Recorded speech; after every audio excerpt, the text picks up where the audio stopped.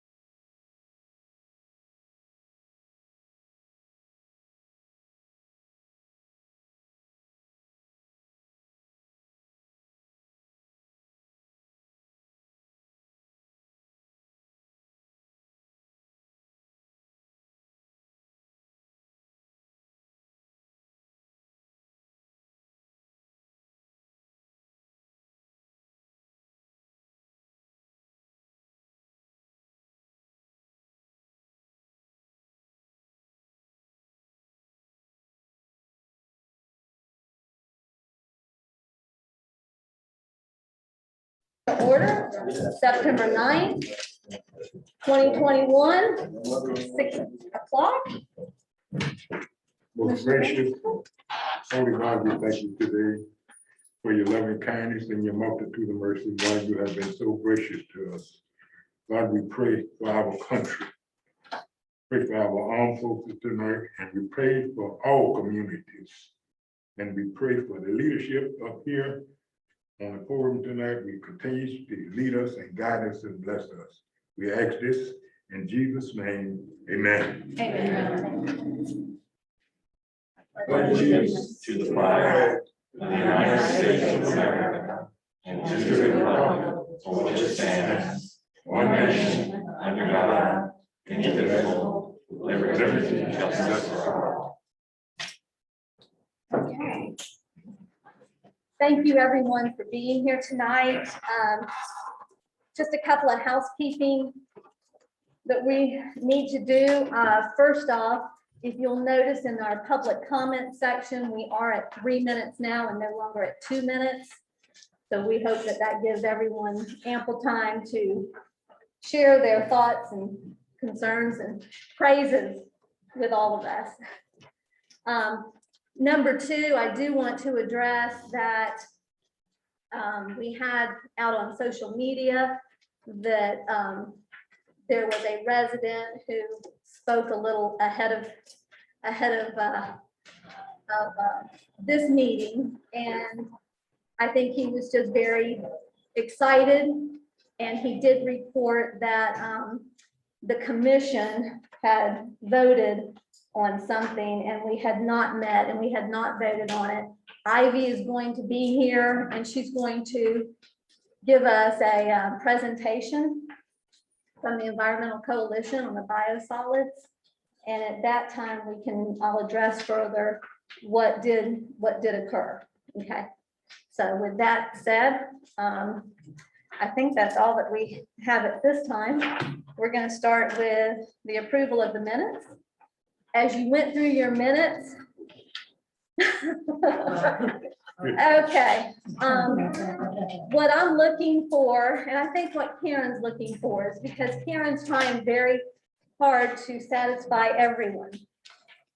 Fortunately, right now we have our Zoom as documentation. We also have the audio recording, and really what our minutes should comprise of are actions taken and speakers that presented in front of us. So I'm going to look to you, Commission. We need to address these minutes, but if any one of you decides to make a motion, that's how we address our minutes going forward. I'll second. Well, Let me just make the motion. we need a motion. We need a motion. I thought you said I make the motion. We need a motion as to how we're going to. Now, this might be a little long-winded, so just stay with me a little bit. I'd like to make the motion to have the minutes reported in a concise manner using a bulletized format. They should match the agenda and only include acknowledgements of presentations, status updates made from carryover type of things from previous meetings, voting results of all ordinances, motions made in short type form, and the new projects that are discussed and ready for the next meeting. I just want to say this, that, you know, if you look at these meetings, we do everything wrong with these minutes, and a couple of things that we do wrong. Well, you know, summarize, don't write everything in verbatim. I'm just going to go on because I'm just so tired. Here's our minutes. Commissioner Burton. Here's our minutes. Commissioner Burton. Wait a minute, I can recognize. Just a second. I have a motion. Do I have a second? And then we can have discussion. I'll second. Okay, I have a motion and second, and we can have discussion. So Please, I'm sorry, I jumped the gun because I understand. when I got these, I just couldn't believe it. Okay. Okay. Okay. So just a moment. Just a I would moment. like, Let her finish. She has the floor at this the moment. things you're not supposed to do, or the things that you should do is summarize, summarize, summarize, don't write everything out verbatim. Write attendees' initials by their comments, okay, little comments are here and there, fine. Write all besides voting results instead of attendees' initials, just, if we all vote together, all in favor, boom, all, okay? If there's one nay, one nay. If we do it by the roll call, okay, it's just initials, yes, no, whatever happens with that roll call. And don't include any personal observations or opinions, because we don't care, okay, not really, not when it comes to one down the road, okay, we only need to know what happened and what the important issues were, and what we voted on. That's the importance of our meeting minutes. Okay, Okay. Commissioner DeVito, you have the floor. Thank you. First, I'd like to speak kind of to a point of order. The item on the agenda is the approval of the minutes. So to me, the proper way to proceed is we either approve the minutes or we don't, and we can say why. Okay. I think the motion that we have should really be taken up at another time.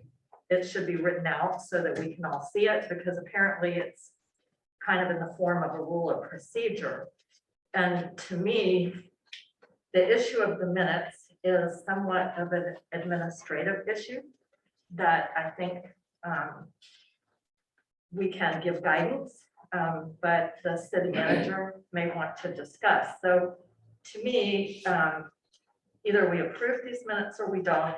And I understand that Commissioner Burton has concerns, but I'm not ready to vote on whatever it was she said, because it's complex and I need to see it in writing. And I think this is something we need to refer to our city manager with this guidance. Okay. Charles, do you have an opinion on the minutes? I do. I think as far as a requirement, we do just have to record the decisions that were made, the motion that was made, who seconded, and the results of the vote. And then, of course, anyone's name and address who came to speak before the commission. Beyond that, this is essentially, for those that know, we have a pack of essentially verbatim minutes, because I guess more and more detail had to be go back and put more detail into the minutes. They weren't being approved, they were being kicked back to add more detail. So I agree. I think they can be, because we have a video and we have an audio recording of these minutes, these meetings, the minutes can be much more concise and to the point of what was the item, the agenda item, the motion that was made, the second, and then the results of the vote. Unless you, at the time, you may direct to add more, if you think it's pertinent at that time. Okay. And Mayor, could I make another comment, because I did a little research on this? Sure, go ahead.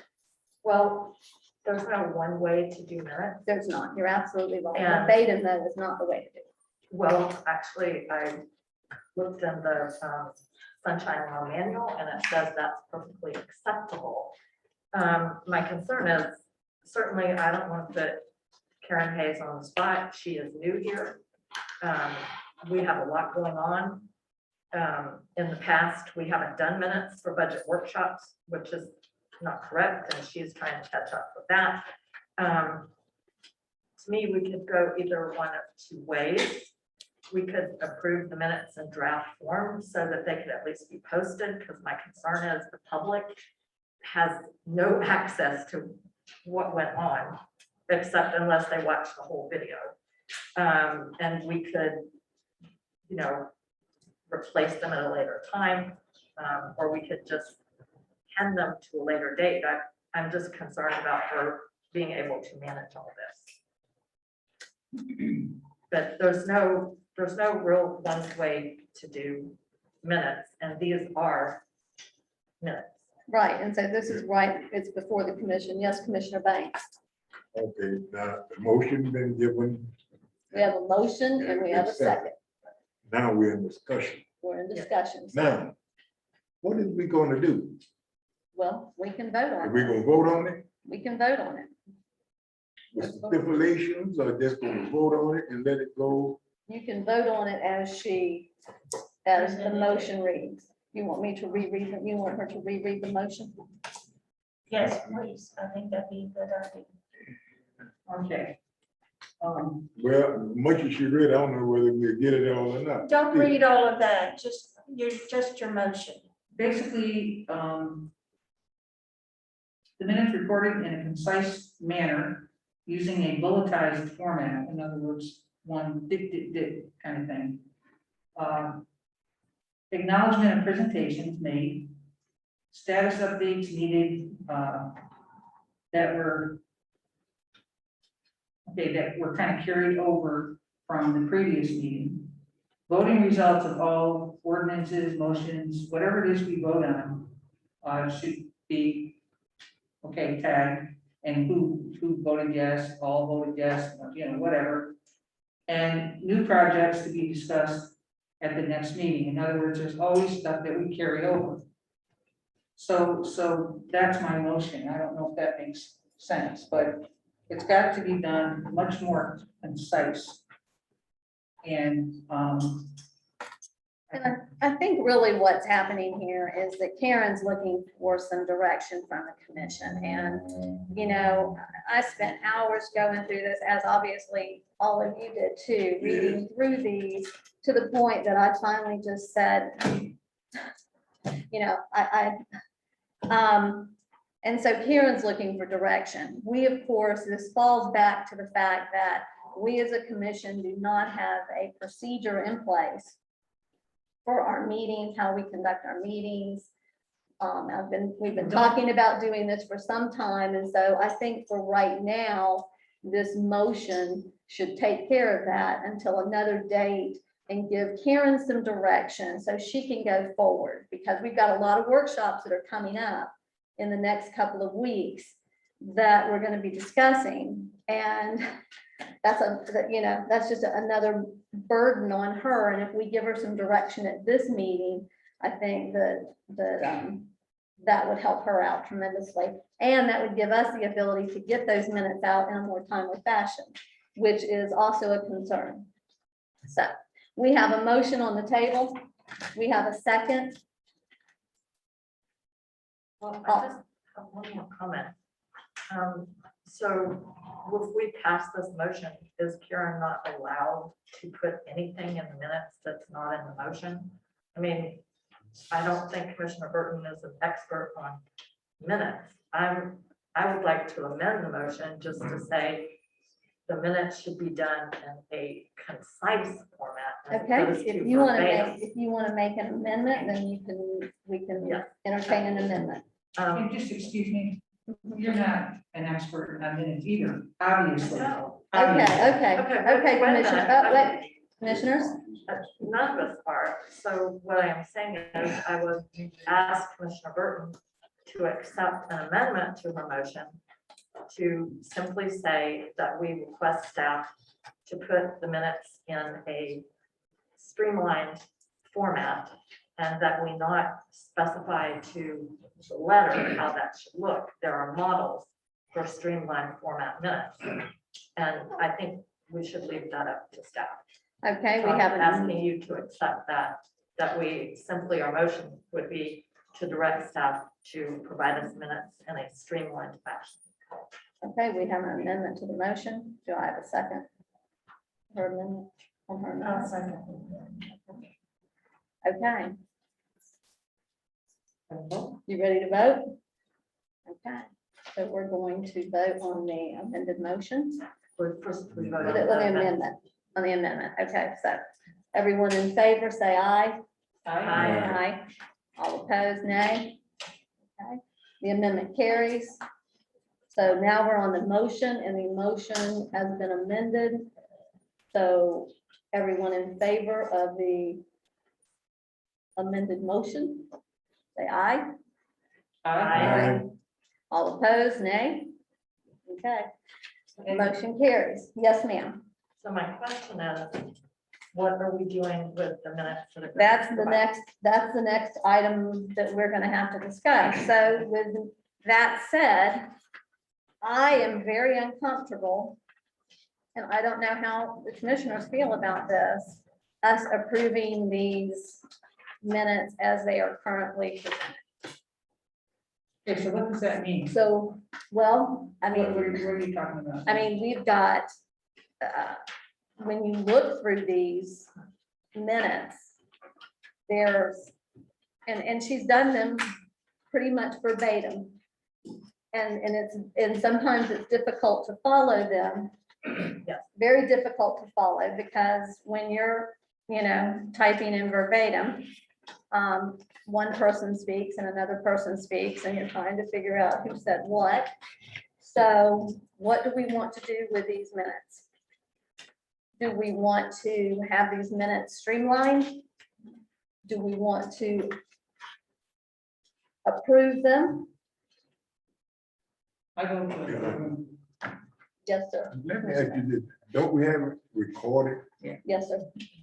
yes, we do. Well, okay, we can streamline it more if it's an error, if it's an error in there, the recording has it. It does. And we have it on Zoom Yeah, also. right, okay, so if we have a problem, we could go back, well, I say if a citizen have a problem with the matter, we could go back and pull the tape and play it and rectify it at that time.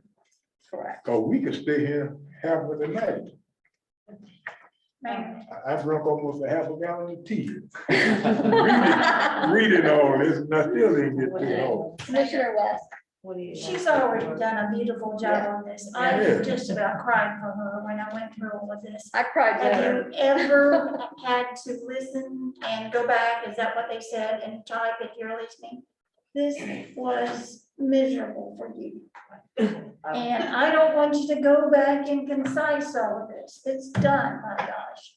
But this meeting, the next time, let's have it concise, but let's leave this the way it is. Well, I have a motion, Okay, and if I move that we approve these, subject to future corrections, because there are some words, there's a few places in there where it does not make sense. I understand. So I move that we just accept these subject to technical corrections that we might make in the future. Okay, Right. I have a motion. Do we have a second? I'll second that.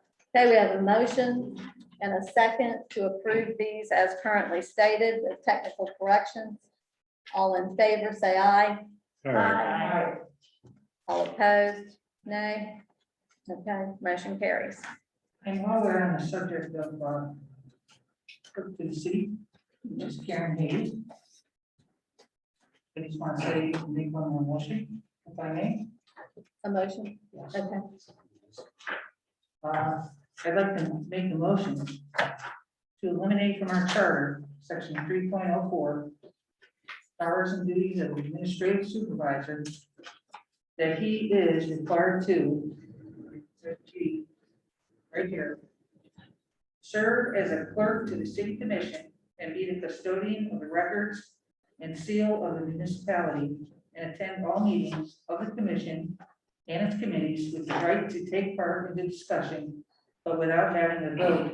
I'd like to take that out and totally.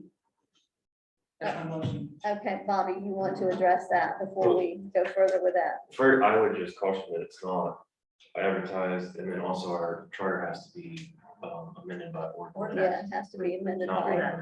by vote. Yeah. Those are the- Okay, so can we get it advertised? So that we can take a vote on this? No. I mean, right now, we have a deputy clerk to the city. She is doing the clerk of the city work, and she needs to be recognized as doing that job. He has to come to all the meetings, committee meetings and everything anyway. So I really feel we need to get this out there and just get it done. Because Mayor, point of order, Okay, this is not on the agenda. We have procedures I understand, to bring up new issues, and this is not on the agenda. I understand. Commissioner Burton, Yes. I do know that our city attorney is looking at our charter right now and making adjustments to our charter. Can you possibly withdraw your motion and leave that with him, knowing your intentions with that?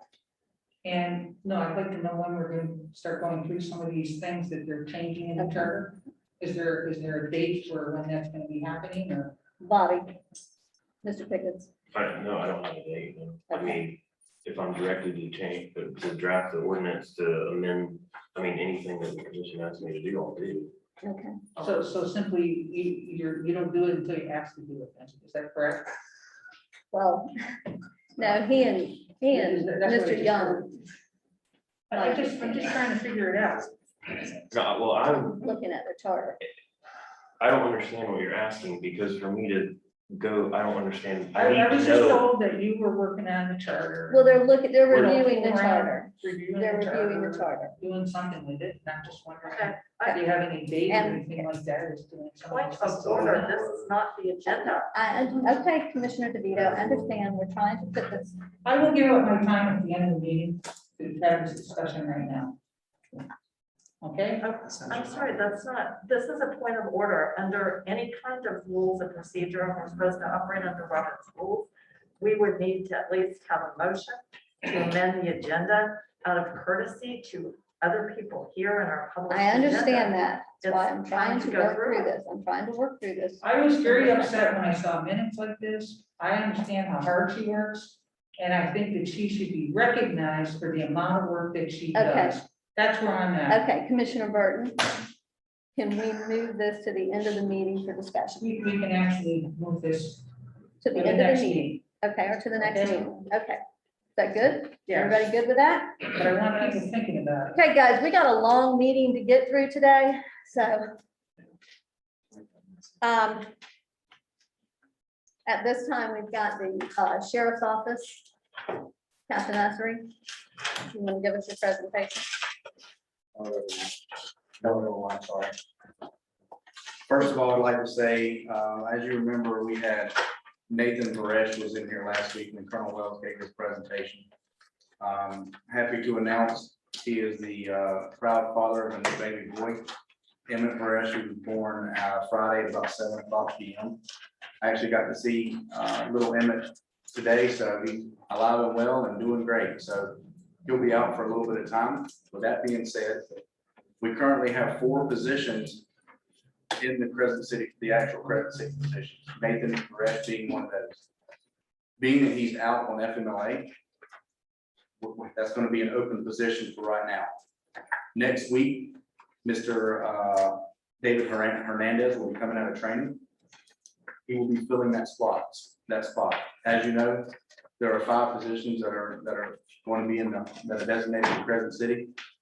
And Mr. Hernandez was that guy who would be that guy who filled in those positions when people were at training, when they were out sick and things like that. So next week, we will have all 4 of those positions back, and Mr. Hernandez will be taking the place of Mr. Varesh until he gets back to work. He's going to be out about 3 weeks. Any questions on that so far? Okay, we'll move into our briefing, and I'm glad to say we've had a whole lot more law enforcement activity than we have criminal activity. So I'll go into some of the specific cases that we report to FCIC, NCIC for our crime stats. The first one was a theft at Winn-Dixie. It's still active. Someone rolled up into the parking lot and decided to take a catalytic converter. We're seeing this everywhere. What time of the day was that? It was in the middle of the daytime.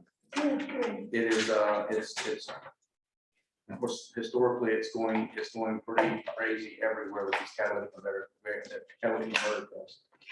They're getting a lot of money for them, sometimes $1,000 a piece for them. So they're very fast when they do it. A lot of times we've seen they've had all the equipment with them, some pretty nifty tools that we've seen that makes it very quick to get these things out of the vehicles. Some of the times we see they're targeting vehicles where they know where the location is. They know it's easy to get out of there, and then some are a lot harder. It's almost like they're figuring those things out.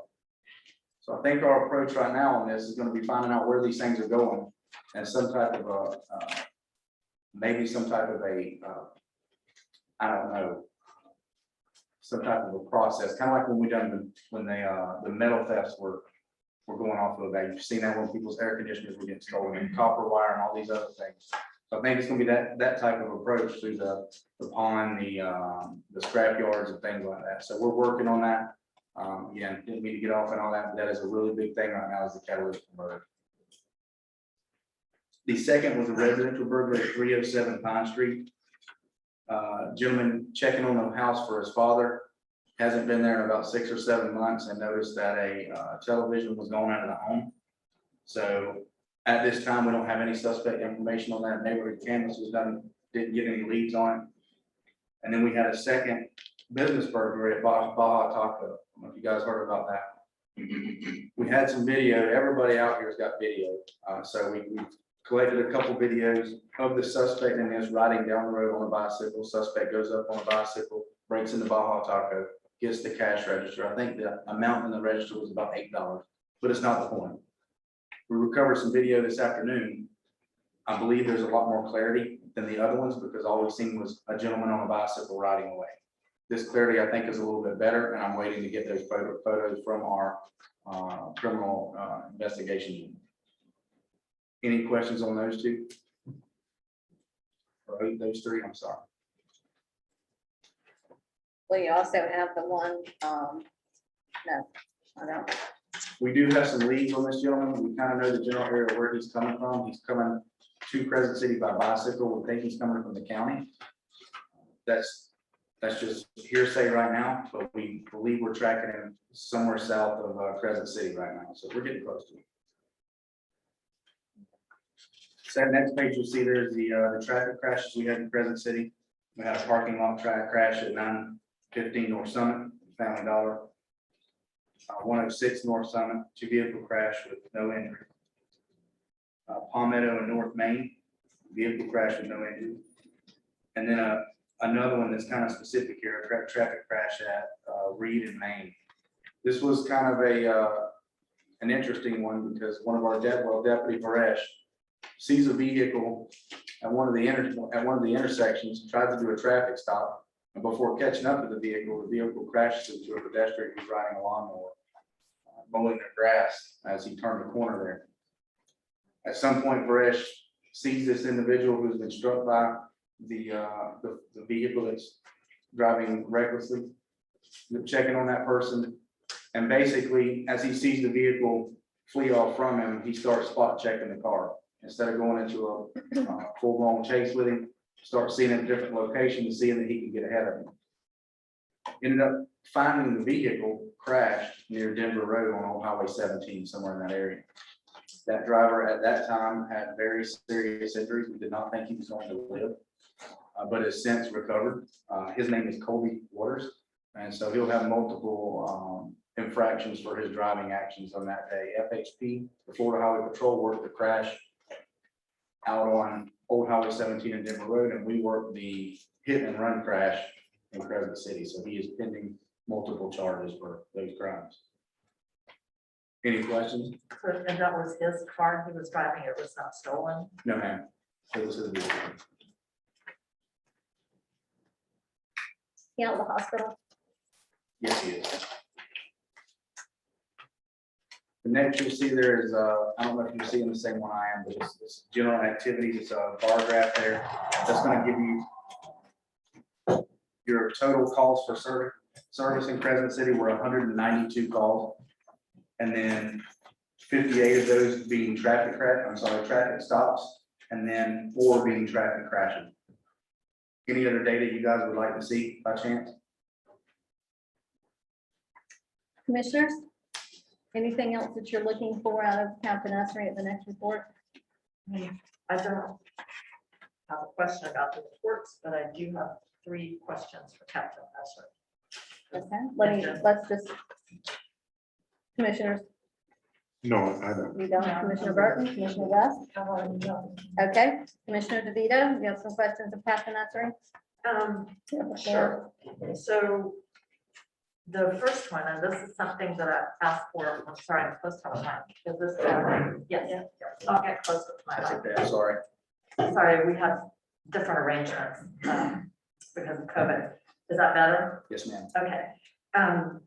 With regard to the burglary at Baja Taco, and, you know, my concern about that is both for the businesses and the residences, because when we have, you know, break-ins around here in the commercial area, you have to keep in mind that the residences are either adjacent or in the next half a block.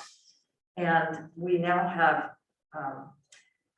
a city alert system where our clerk can send out an alert. Would it be possible when there is a burglary to do an alert that could be sent out through the city, just letting people know there was a break-in? Because I think that's the kind of thing people want to know about so that they can be more aware of what's going on.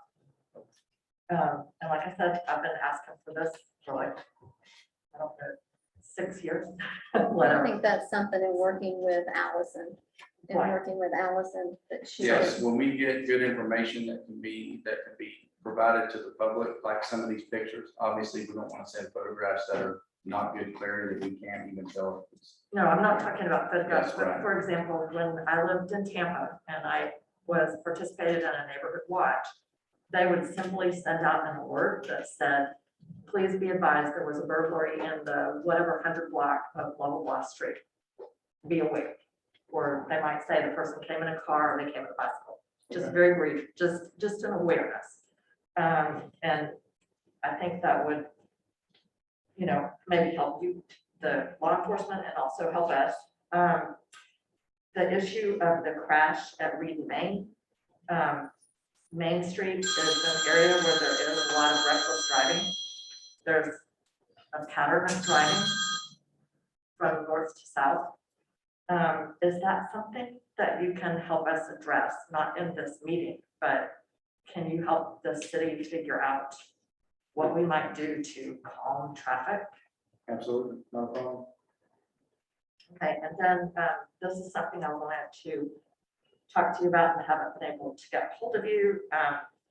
At least 2 months ago, some of the peacocks on South Prospect Street went missing. And a lot of us have wondered about it. Some of them were pets. Some people thought they saw a sheriff's deputy there taking pictures.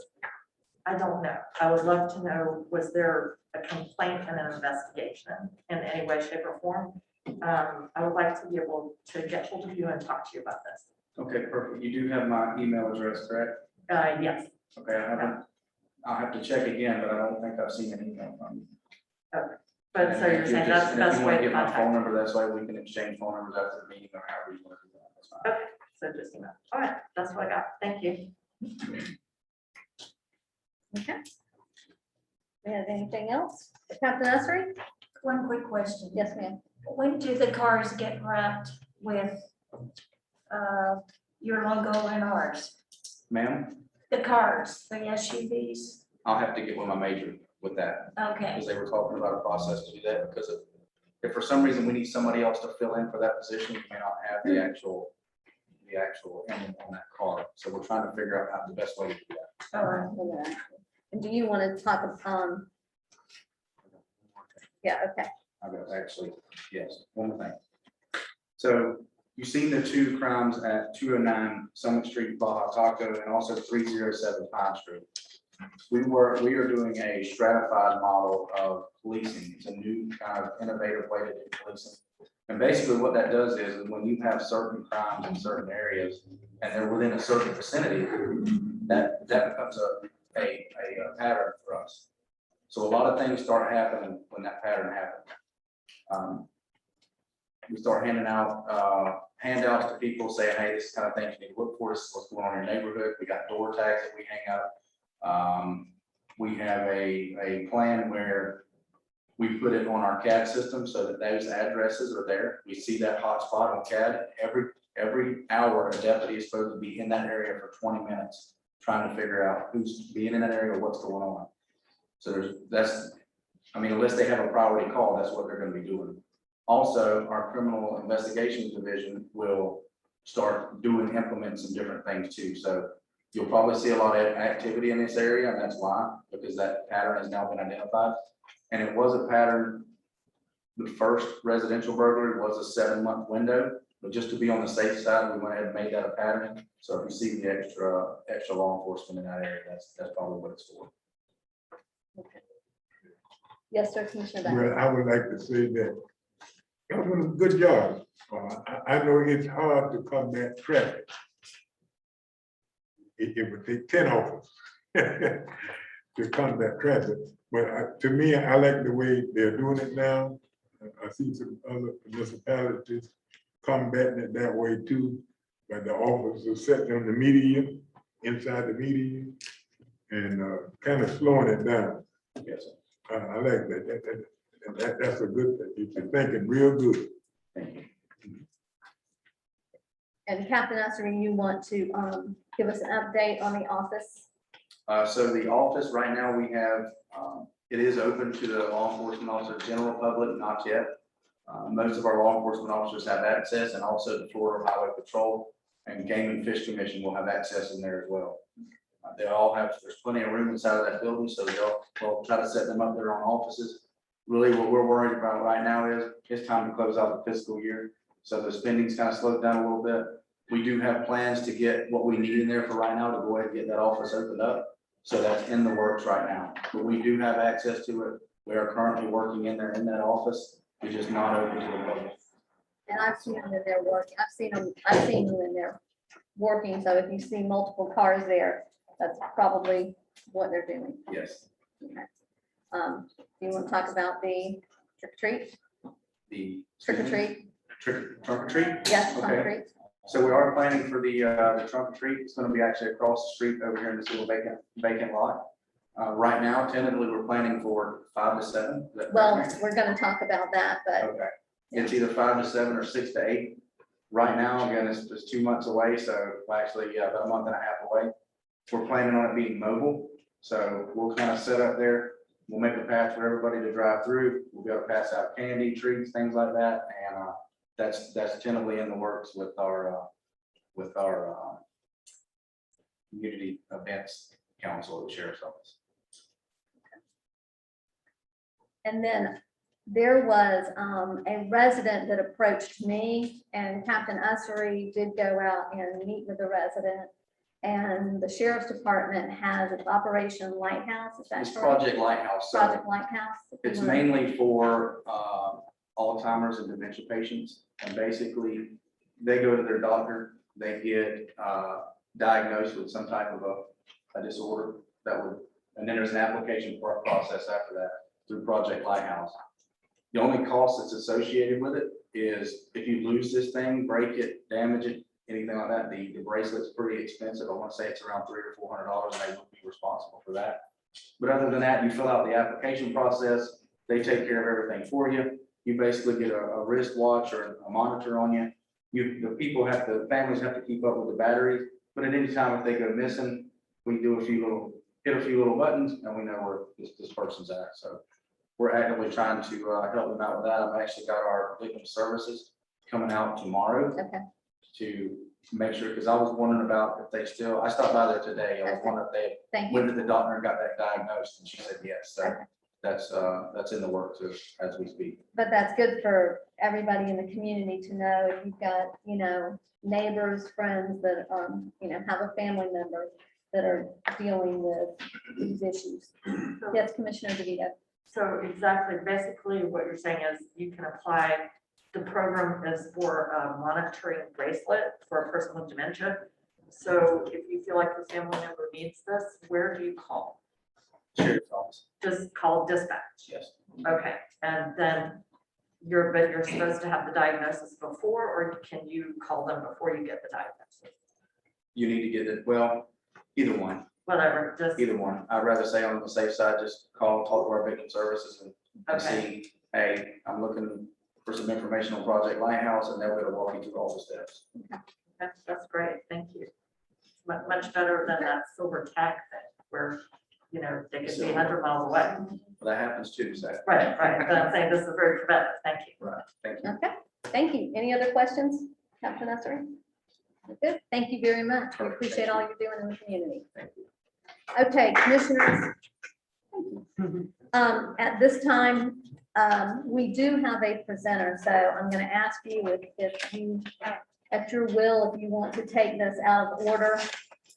We do have the Ivy with the Environmental Coalition. She's here to give a presentation. We can take her next if everybody is in agreement to that, and then we can take public comment after that. Or we can go ahead and take public comment now. I think some of the people here might even be for that. Let's hear her first. So is everyone in agreement with that? Yes. Okay, so Ivy, you'll come up if you'll introduce yourself. Thank you for having me here to speak today. My name is Ivy Sauls. I represent the Environmental Coalition of Hutton County. It's a 501c3 organization. You want to speak into the, sorry. It's created to protect the water and other natural resources from the negative effects of the application of sewage sludge or biosolids, which are being proposed to be brought in from outside the county and dumped here. So a lot of people are familiar with what biosolids are because the name was designed to distract you from what it really is, and that is, it is sewage, raw sewage. So it comes from wastewater treatment plants. It's derived from the water and it's made into a mass that is then taken and incinerated or to a landfill or applied on land. This is a picture of it taking place in South Florida. There are 3 classes of biosolids. Class AA is the highest quality, Class A is intermediate quality, and we are looking at Class B being brought to our area. This has minimum quality for beneficial use. It is not treated the same, and it has pathogens present. So what are some of the negative consequences? Sorry about the picture. So we are looking at elevated phosphorus levels from the runoff. This can cause algae blooms, which can in turn cause fish and bird kills, and then red tide as well, once it reaches the ocean. So the health problems also associated are breathing issues, skin irritation and rashes, and gastrointestinal issues. That's not all. Also cause nematodes or parasites that can cause serious diseases and irreversible ecological damage. They can kill the plants, transmit infections such as heartworm, and can impact endangered species. So I have a list here of some of the species specific to Putnam County. I'll pass these to you. If you'd like to take a look at those.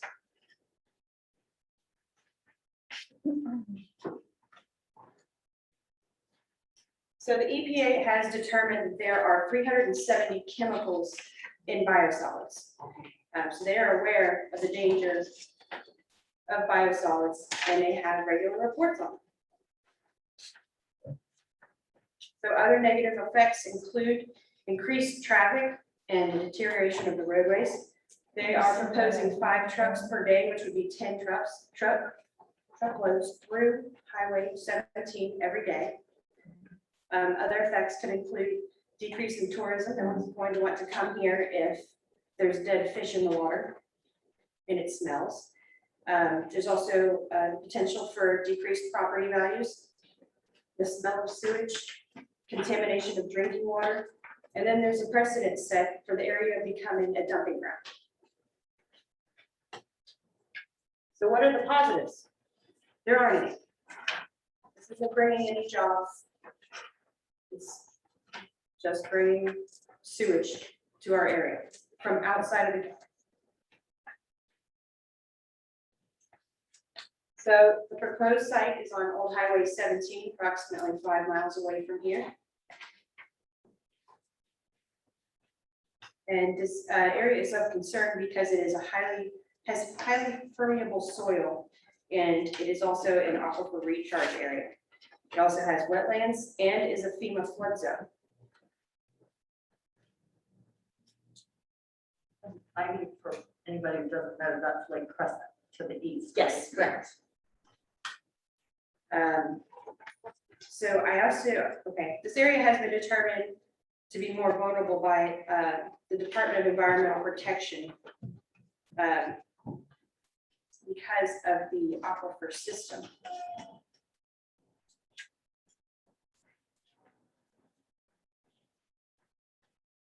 So flowing through the property is a stream that drains from Silver Lake and runs straight into Crescent Lake at a place called Hurricane Point.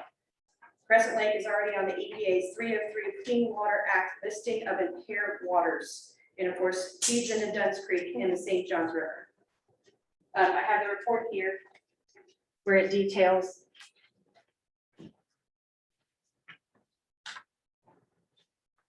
that's the TMDL report on Crescent Lake, which details it being listed on the 303D impaired waterways list.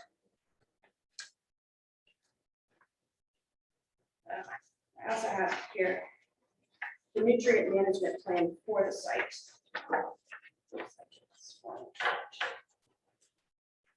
Was this where he's already gone in and started to? Yes, so what we're looking at here is a waterway that passes through the area from Silver Lake to Lake Crescent there at Hurricane Point. As you can see, the area was much wider before, had more trees, looked a lot more natural. If you go by there today, it looks worse than this after picture that we have displayed here. It looks as if they've covered it all together to try to keep it from flowing to Lake Crescent. St. Johns River Water Management District has identified potential non-compliance for unauthorized activities in the wetlands. That was in a report from June 23rd, 2021. But this isn't the first time that he has altered wetlands. At his property in Volusia County, he also was found, actually, let me show you. Oh, this is the area that's the wetlands there on the property. And this comes from the report from St. Johns River Water Management District.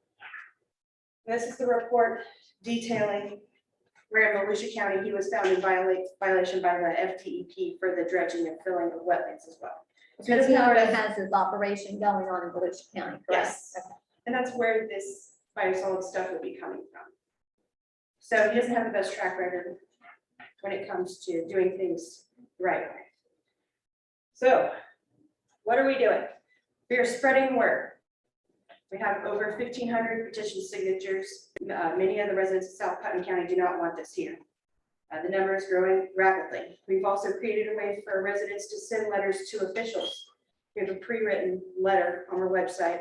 We can just go into your information and it sends it to everyone on the Zoning Board of Adjustment, as well as our contact for our area for the Florida Department of Environmental Protection.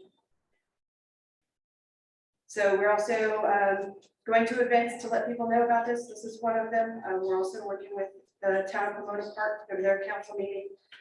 And then we hold regular public information meetings monthly, currently at Moose Lodge in Lake Como. So what we'd like to do is take and present those petition signatures and any resolutions we can receive from the local municipalities to the Florida Department of Environmental Protection and the Zoning Board of Adjustment. Then we're asking those who would like to oppose it to come and speak at both of those meetings. The date for the Zoning Board of Adjustment hearing is currently November 17th. That keeps getting postponed, but we are also looking at the Florida Department of Environmental Protection public hearing, which is to be determined. I'm working with them to find out when they would like to schedule that because they'd like to have a virtual option.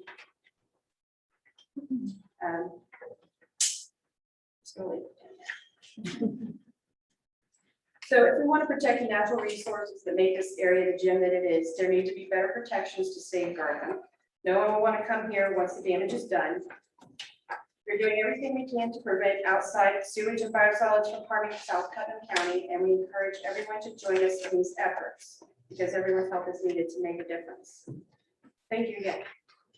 Thank you, Arnie. Thank you. Thank you. I have been attending these meetings and very impressed. Ivy, Janet, Ashley, Nicole, they have done a tremendous job of trying to spread the word and getting it out there to the community. I've also been in conversation with both the LACA mayor and Mayor Joe in Pomona Park. And the three of us have agreed. And so this is what happened the other evening. we've agreed as the mayor that the three of us could sign a letter, not on a letterhead for either of our cities, but just a letter in opposition of this. Now, I'm not gonna do this unless, without the commission telling me that you're okay with that. But I would like for you to tell me that that's okay for the three mayors representing the three South Putnam that we send a letter in opposition. And I feel like each one of you, if you want to also, should probably send a letter, or we collectively as a commission could send a letter in opposition. Now, remember, we don't have a vote in this. This is not in the city.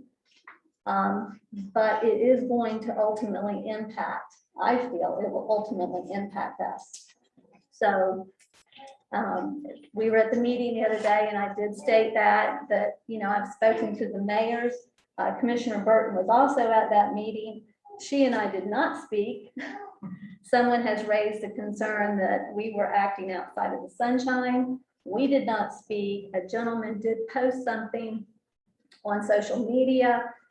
He did have that a little incorrect. He kind of jumped the gun on it. That's okay. We understand he was excited, but it did bring up some cause for some concern. And I just want to clarify that tonight. So. Yeah, not only have I been to meetings, but took a ride out on Old 17 and actually followed where this little creek, that's what you want to call it. It kind of is small, it's probably very small until it rains. And then it's probably a mess right there, but followed it all the way down to, I might get this wrong, Paradise. Paradise Shores, it goes right down into Yeah, it Paradise goes right Shores. down to Paradise Shores. Yeah. If I was living down there, it'd be a big concern. Being from St. Petersburg, I do know what red tide is. I do know how much it affects the economic area of St. Pete Beach and all around that area. So this is something that we really don't want to see come to this area. So. Mayor, I have a question. Okay, sure. Ivy, do you have any idea of the timeframe of the Florida Department of Environmental Protection hearings? Do you have any idea? I spoke with Mr. Jeff Martin, who represents our area. He said it could be November, it could be sooner. He didn't really have a time frame for me to say. But the ball is rolling. They are acting aggressively. So we could see it happen very soon. I don't know exactly when. So we don't know. Yeah, Okay, and that's fine. That's his all I need media to know. coordinator is supposed to be getting back with me to help me determine a date for a public hearing so that we can let people know because Sure, we've had so much interest. That's okay, because I want to ask the mayor something now. Okay. To get this, and so that we can see what we can do.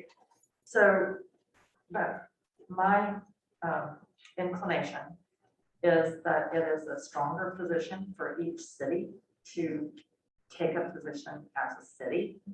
I don't think the mayor can sign a letter unless we authorize the mayor. And I don't think a letter from three mayors is as strong as a resolution from an entire city council. Although I'm very glad that the mayors have talked. Do the other cities feel that that their cities will not pass a resolution? Or No, they didn't. We were just looking, this was just at first blush as to what we could do, what we Okay, could do. well, I haven't And read so by all means, Right. if the commission, I would love for the commission to do such. I would also still like to, I think, as the South Putnam municipalities between Malacca, Pomona, if we, the Well, this three is of us my mayors. proposal, Okay, go ahead. that if each municipality adopts a resolution, then the mayors are thereby empowered to transmit that resolution jointly, but they can each transmit the package of resolutions. My concern about this project is that certainly, as Ivy points out,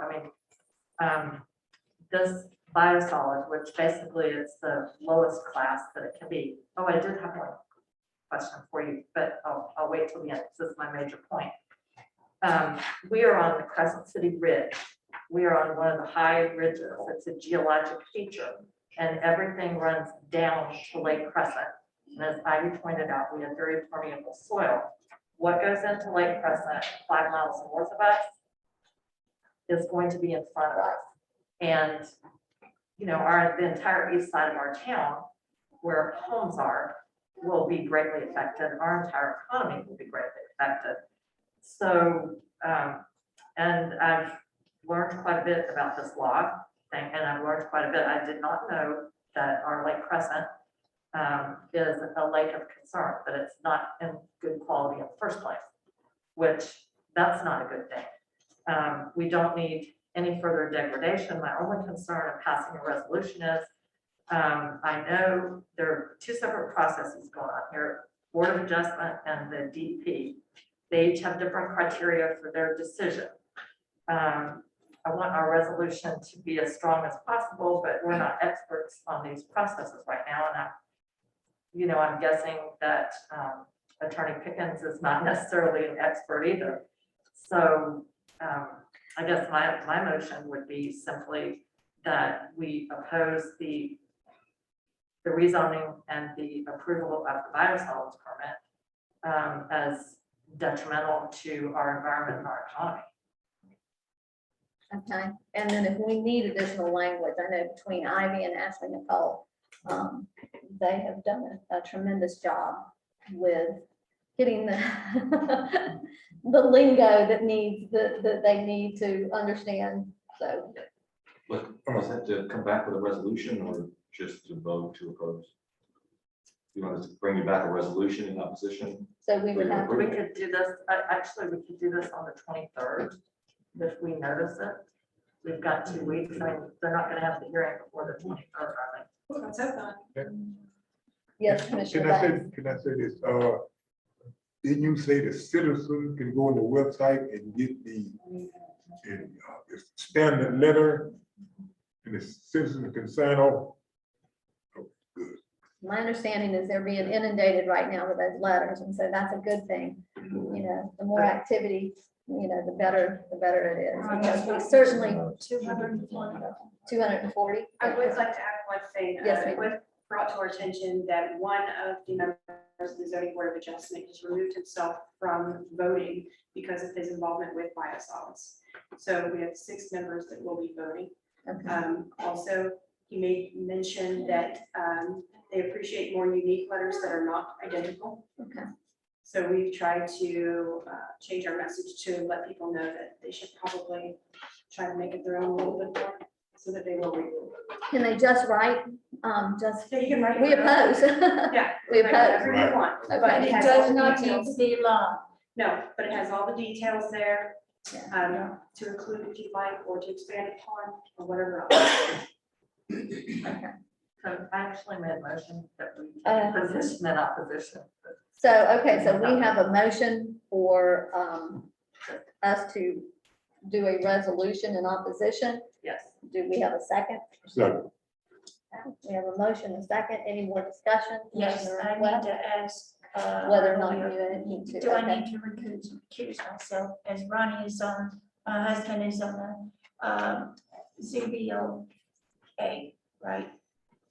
The county board of adjustment. County bound, yes, So you're saying Ron's gonna vote on this? yes, he will be. I just an abundance of caution, I would. Okay, I don't know that you need to because but if our attorney tells us that that's the case. I mean, I don't know that you necessarily have to or would be required by law or anything, but I just think to avoid any look of impropriety or anything like that, I mean, I would I just. say mess that- up that vote that's coming up. Okay, I'm out. Okay. If you want us to bring that back on the 20, for the 23rd. Yeah, you would bring that back on the 23rd. So we have a resolution, we have a second. Who seconded it? I'm so sorry. I didn't. Who I seconded think it? it was That's it. Commissioner You Banks. seconded it, Banks. okay, okay. So we have a resolution, we have a motion and we have a second. All in favor, say aye. Aye. Fine. All opposed, nay. Are we supposed to ask if the public wants to speak before we vote? Um, Because we didn't give anybody an opportunity to talk about it. No, I was going to in the public comments, but we can, didn't. Do we have anybody that would like to speak on this? Okay, he raised his hand first. Come on up. Now, this is just regarding the biosolids, not public comment. Brad Green, 435 South Okay. Prospect Street. Brad, hold on just a second. If you'll speak into the mic and slowly so that Karen can, your address, yeah. Brad Green, 435 South Prospect Street. I'm kind of confused on what is actually being done. Essentially, you just passed a ruling that says not in my backyard, thank you. Right? In essence, that's what it says. But is it raw sewage? Is it human manure? Because most sewage goes to the sewage plant where the solids and the liquid are separated. The Right. solids go to a big tank called a digestion tank, which is very similar to your septic system. Okay? Then the liquid is pumped out into huge, like a- Fields. where there's a sand bottom and it turns into what we call sewage cake.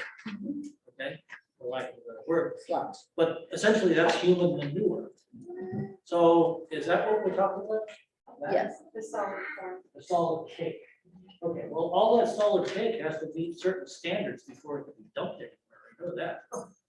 No, I don't think it's the cake from the drain field. I think it's the solid that's separated before the liquid is put in the drain field. It's that solid, biosolids. No, what happens is the liquid and the solid are separated. Right, so those solids are. gonna Solid come and in. then put into a digester. And then once they're digested, then they're put into a big sand pit where they. Okay, I think Ivy can probably clarify that. Ivy, do you want to Is that clarify what that you're for talking him? about? So the liquids are separated from the solids. They're bringing the solids. The only thing that it gets treated with is lime. It's a large tank. They have over 30 customers. They dump from septic tanks, porta potties, grease traps, and factory waste. Right. It sits for 24 to 48 hours, and it's only treated with lime. No, that's not sufficient.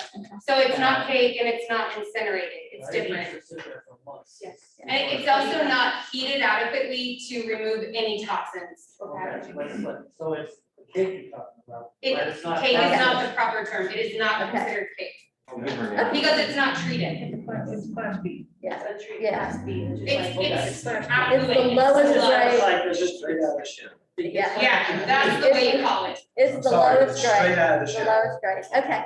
So in other words, they're essentially, that help? they're just taking stuff out of the septic system. and dumping it Where Yes. it's dumped. Yes. Well, I agree. Okay. I agree, not my backyard. Thank you. Thank you. And then I might point out, this residence on South Prospect Street is on the lake. That's his backyard. That's his backyard. Literally, Yeah, his that is his backyard. backyard. That is his backyard. Okay, do we have anybody else who would like to address this? I'm gonna get Janet's name and address. Go ahead, Donna. My name is Donna Middleton, 429 Central. I just wanted to say from my standpoint, I have a lot of kin in North Carolina. And these people try to present to farmers as a cheap fertilizer for the cattle. And a lot of people do it and it's nasty and it ruins the field and the cattle comes down with warts. So that right there tells you. So for y'all that's thinking it's a good thing, it's not. So all these farmers has backed out and said no more. You know, but they appeal to the farmers as, you don't have to fertilize, we'll give it for you. Yeah, thank you. And we have, Ivy has helped her, Mr. Franklin Cheaters, yeah. Teeter. Yeah, and he, I wanted to mention one other thing. yes, ma'am. Banks will not issue loans to property owners who use biosolids on their properties. Okay, So thank you. Okay. Thank you. You want to? And Thank you, you'll just Madam say Mayor. your name and your address? My name is John Renko. I live at 340 Huntington Shortcut Road, which is on the south shore of Lake Lizzie.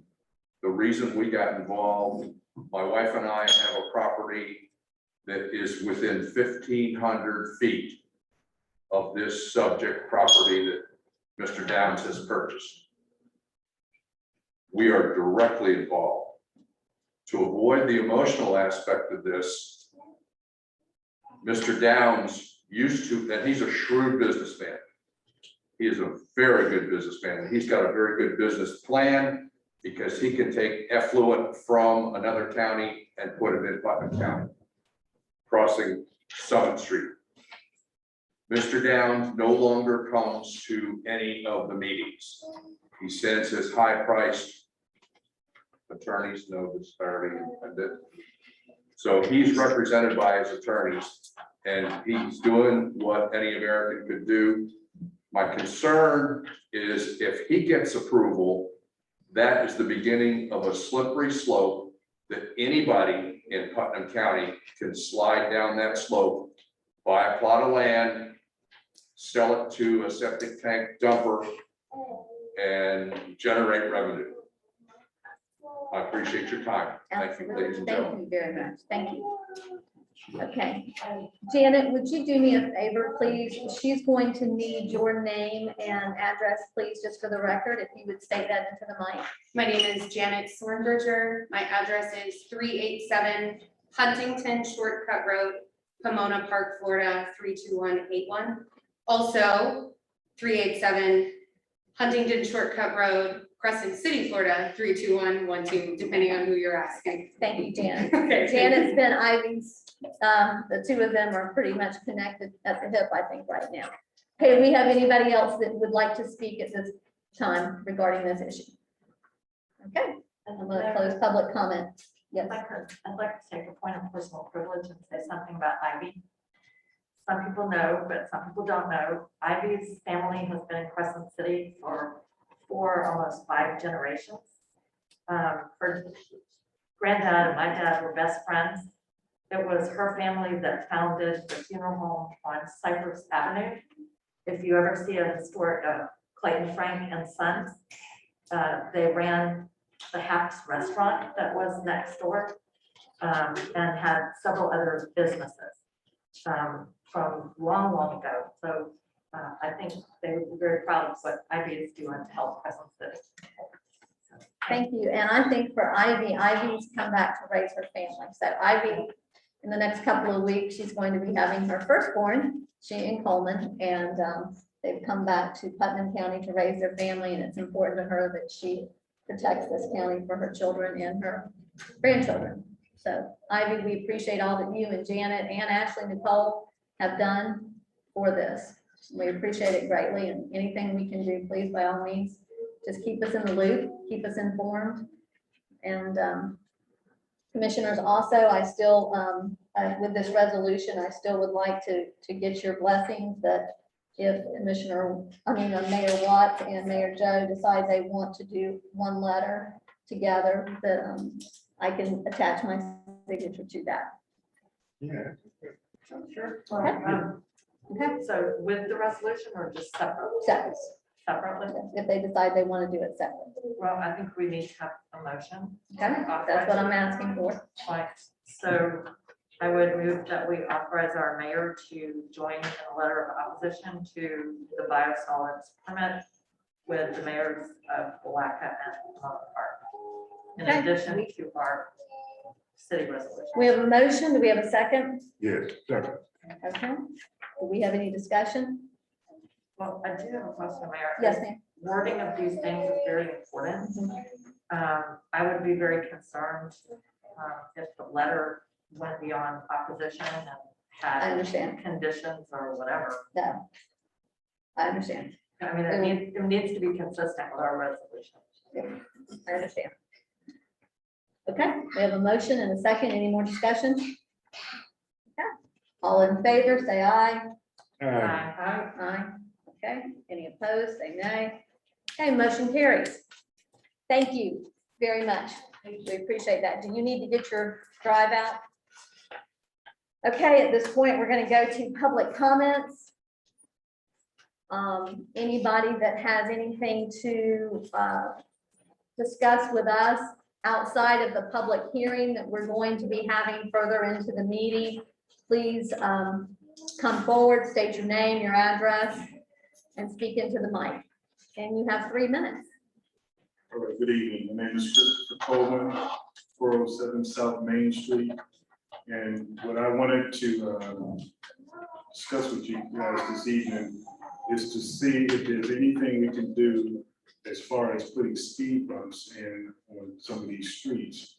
My street in particular, 2 weekends ago, I was struck by a person, I was the one who was struck by a person outrunning the police on my lawn.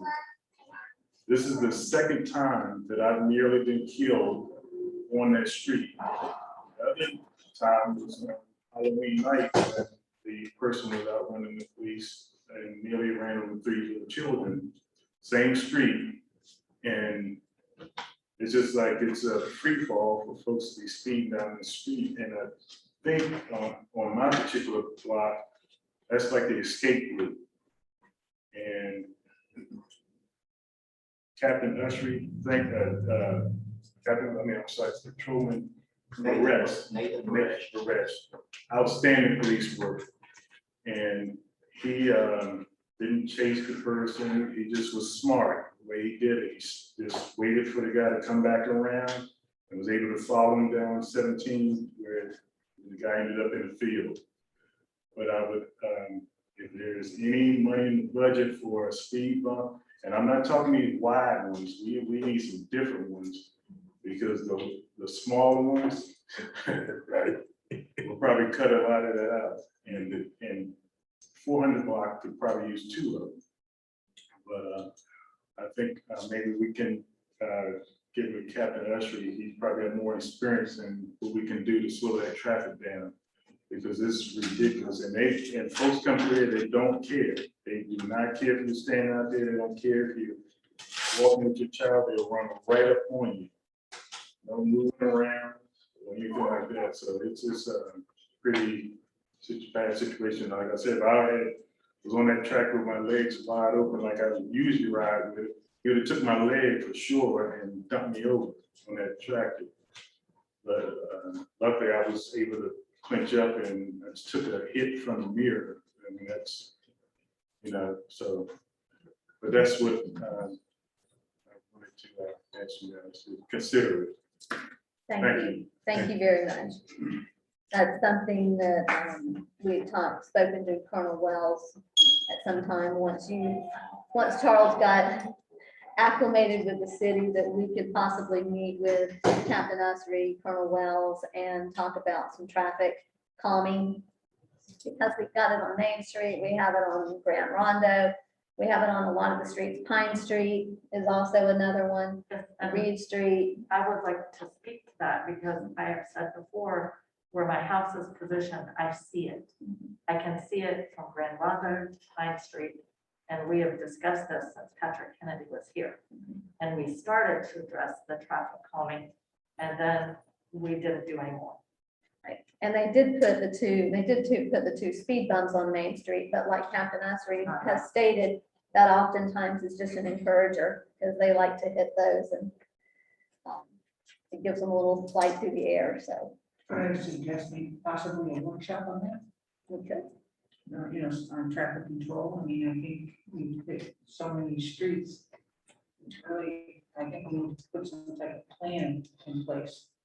Okay. Yeah, that'd be good. Yeah, so that's what I would. Add that to our list. I'll add that to the list. Add that to the list. Well, I mean, I would just remind everyone that we've had a fatality on Central Avenue, Yeah. and now we had a near miss. And I make calls all the time about the reckless driving. And there is a historical decades-long pattern of driving from the south of town to the north of town and reverse on Main Street. right on those streets that connect from 308 out to Prospect is north. another one. I went on Prospect, and To they South lie down Prospect too. Especially on Reed Street, because I let me got run over in my car. On Reed Street, Yes. I'm glad you did. Okay, do we have any other public comment at this time? No, go John. He's gonna go after. We're all too polite. Scott King, I like that. 721 Avenue. So it's really funny we're talking about speed bumps, because I was sitting and watching the meeting earlier, and we were talking about minutes, the speed bumps. Quite a while ago, not this commission, prior commission, sat here and spoke about speed bumps and made a motion, passed the motion. And then it's quite a bit of time passed, the motion was to spend a few dollars on some speed bumps. Some time passed, we got a new city manager, he grabbed the project, and we got the humps.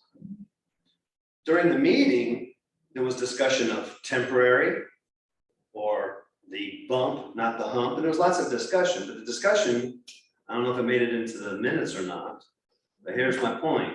We got the wrong speed bumps. We didn't get what we talked about. We didn't get what we wanted. So I'm just asking that we're careful about our minutes and making sure that we get the information in there that's necessary. I really think the truth of the matter is we need to make better motions, more concise motions. They need to maybe cover more of the data, more of the information that we discuss. Kind of hand in hand with that, I think the other thing I'd like to suggest, we need to think about a parliamentarian. Somebody that is versed in Robert's Rules of Order. We need to start following it. We sat here a half hour and did nothing. You have the longest agenda I've seen in quite a while. It's going to be tough to get to it all in the first 30 minutes we wasted.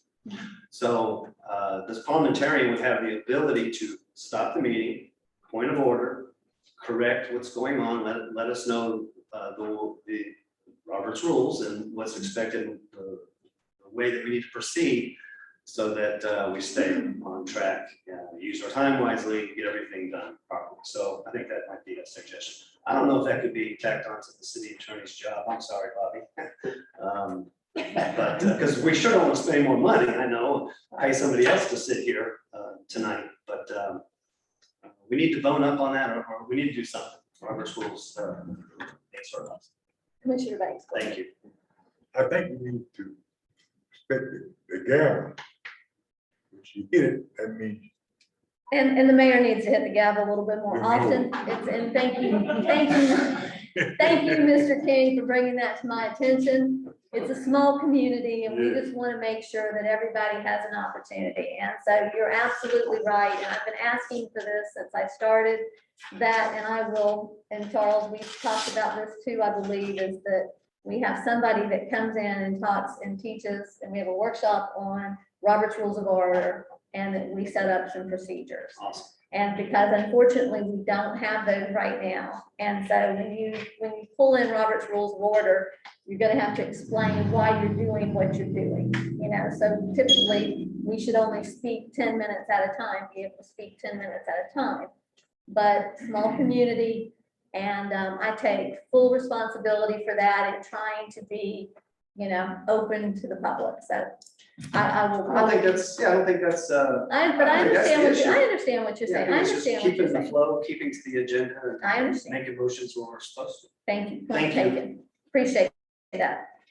Do we have any other public comments at this time? Yes, sir. You'll just say your name and your address, speak into the mic. Hello, my name is John Taylor. Yes, sir. I live at, my address is 700 North Lake Street, Crescent City, Florida, 32112. I'm here to inform the people and the Crescent City Commission that there has been an ongoing issue with the lift station at the south end of North Lake Street.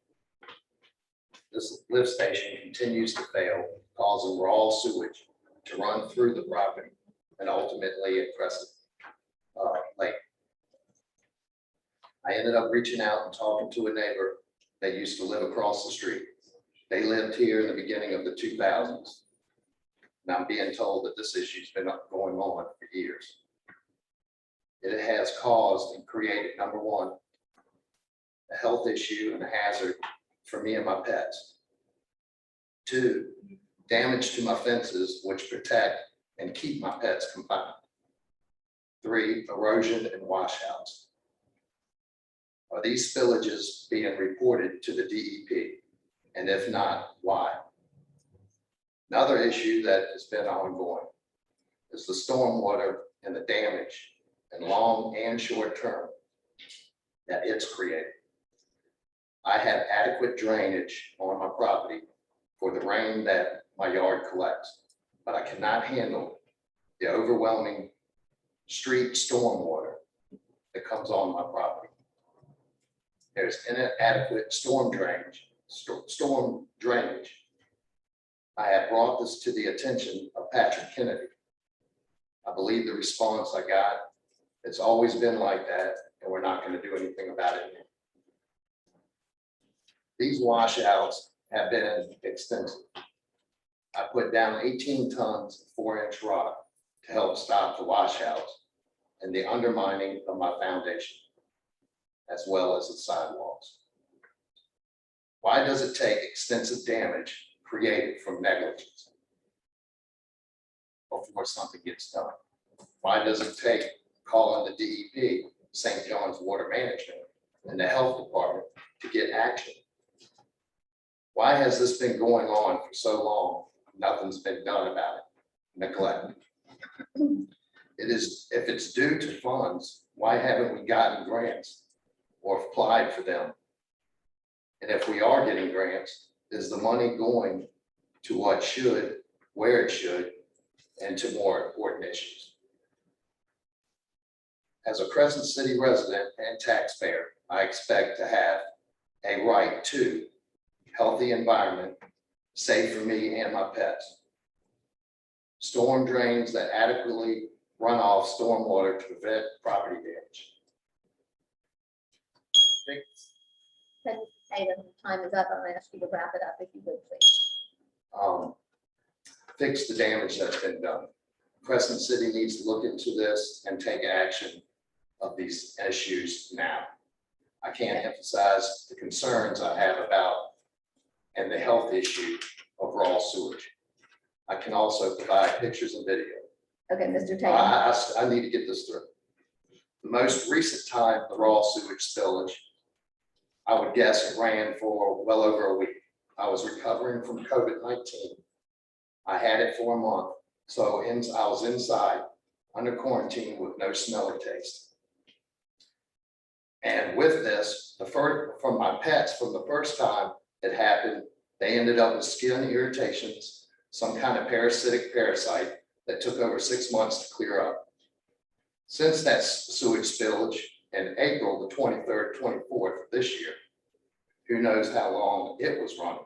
Okay, Mr. Tatum. Apparently enough Tatum. time to saturate the yard where my dogs, once again, are going through the same health issue. Mr. Tatum, thank you very much. Charles, would you, Mr. Tatum, Charles, I believe he and Keith are aware of what's going on down there. And would you get with Mr. Tatum? Yes, I and would. Keith? I'll be happy to meet with them. Okay. It's been going on well over 20 years. Okay, thank you very much. Yes, sir. My name is Robert Severo. I live at 702 North Lake Street. And I just want to say that the pump station has been a big problem down there. The electricity went off on it, and every time the electricity goes off, the water comes out of his sewer pipe. And it comes out and runs through my stockade fence. And I've got a big rut down the side of my property. It's probably 10 foot wide by 6 foot deep, right into the lake.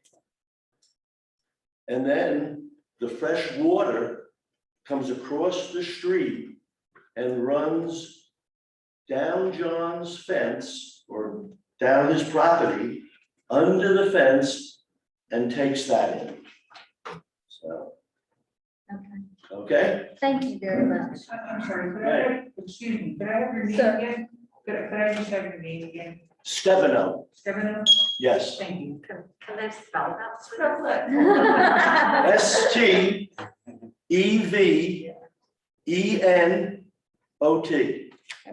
Thank you. Thank you very much. Thank you. Do we have any other public comment at this time? Yes.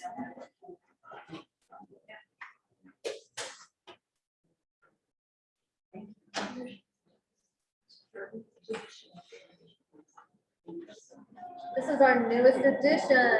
Yes, thank you. I need to get with you. So.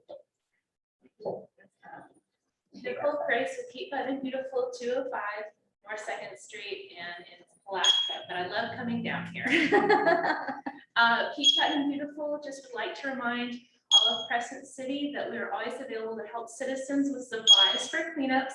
We are still very much in need, and thankfully, it is getting cooler. Yes. So people are more likely to be out. So we are still available to do that. We also have the cigarette litter prevention program, and I spoke with the mayor about some locations that would be able to use these. Cigarette litter is still the #1 item that's littered, and the filters on the butts are actually recyclable. So we got a grant that has these stands that you can put the cigarettes into, and then they can be collected afterwards and sent in to TerraCycle. Sorry, it's heavy and I'm panting. But we can send them into TerraCycle to be recycled. They have a company that's paying for, I'm sure The waste. court, yes, the court was told them they had to, but they're paying for it to be recycled into benches because it is plastic that's in them. So thank you very much. We're on Facebook as well as keepputnambeautiful.org and it's keepputnambeautiful@gmail.com. But if you see me around, I'm at Publix. At Popeyes an awful lot.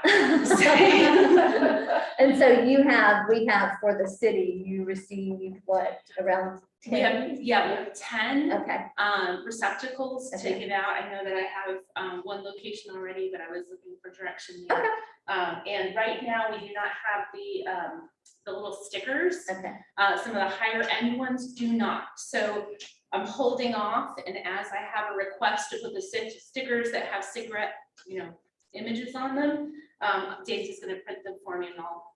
So we need to reach out to our businesses and find out. Yes. Okay, and if you want to leave that one here, I you're do. welcome to and not have to haul it. I have a second one in my car. You have a actually. second one, so you need some help bringing that one in, maybe? Okay. Is there a cost to these? Well, there was, actually, we had a local fabrication company make them, but it was covered by the grant, so there's no cost to. To the businesses? or- Right. Okay, Yes. that's what I was. And you can just set that to the side, just set it to the side. Thank you so much.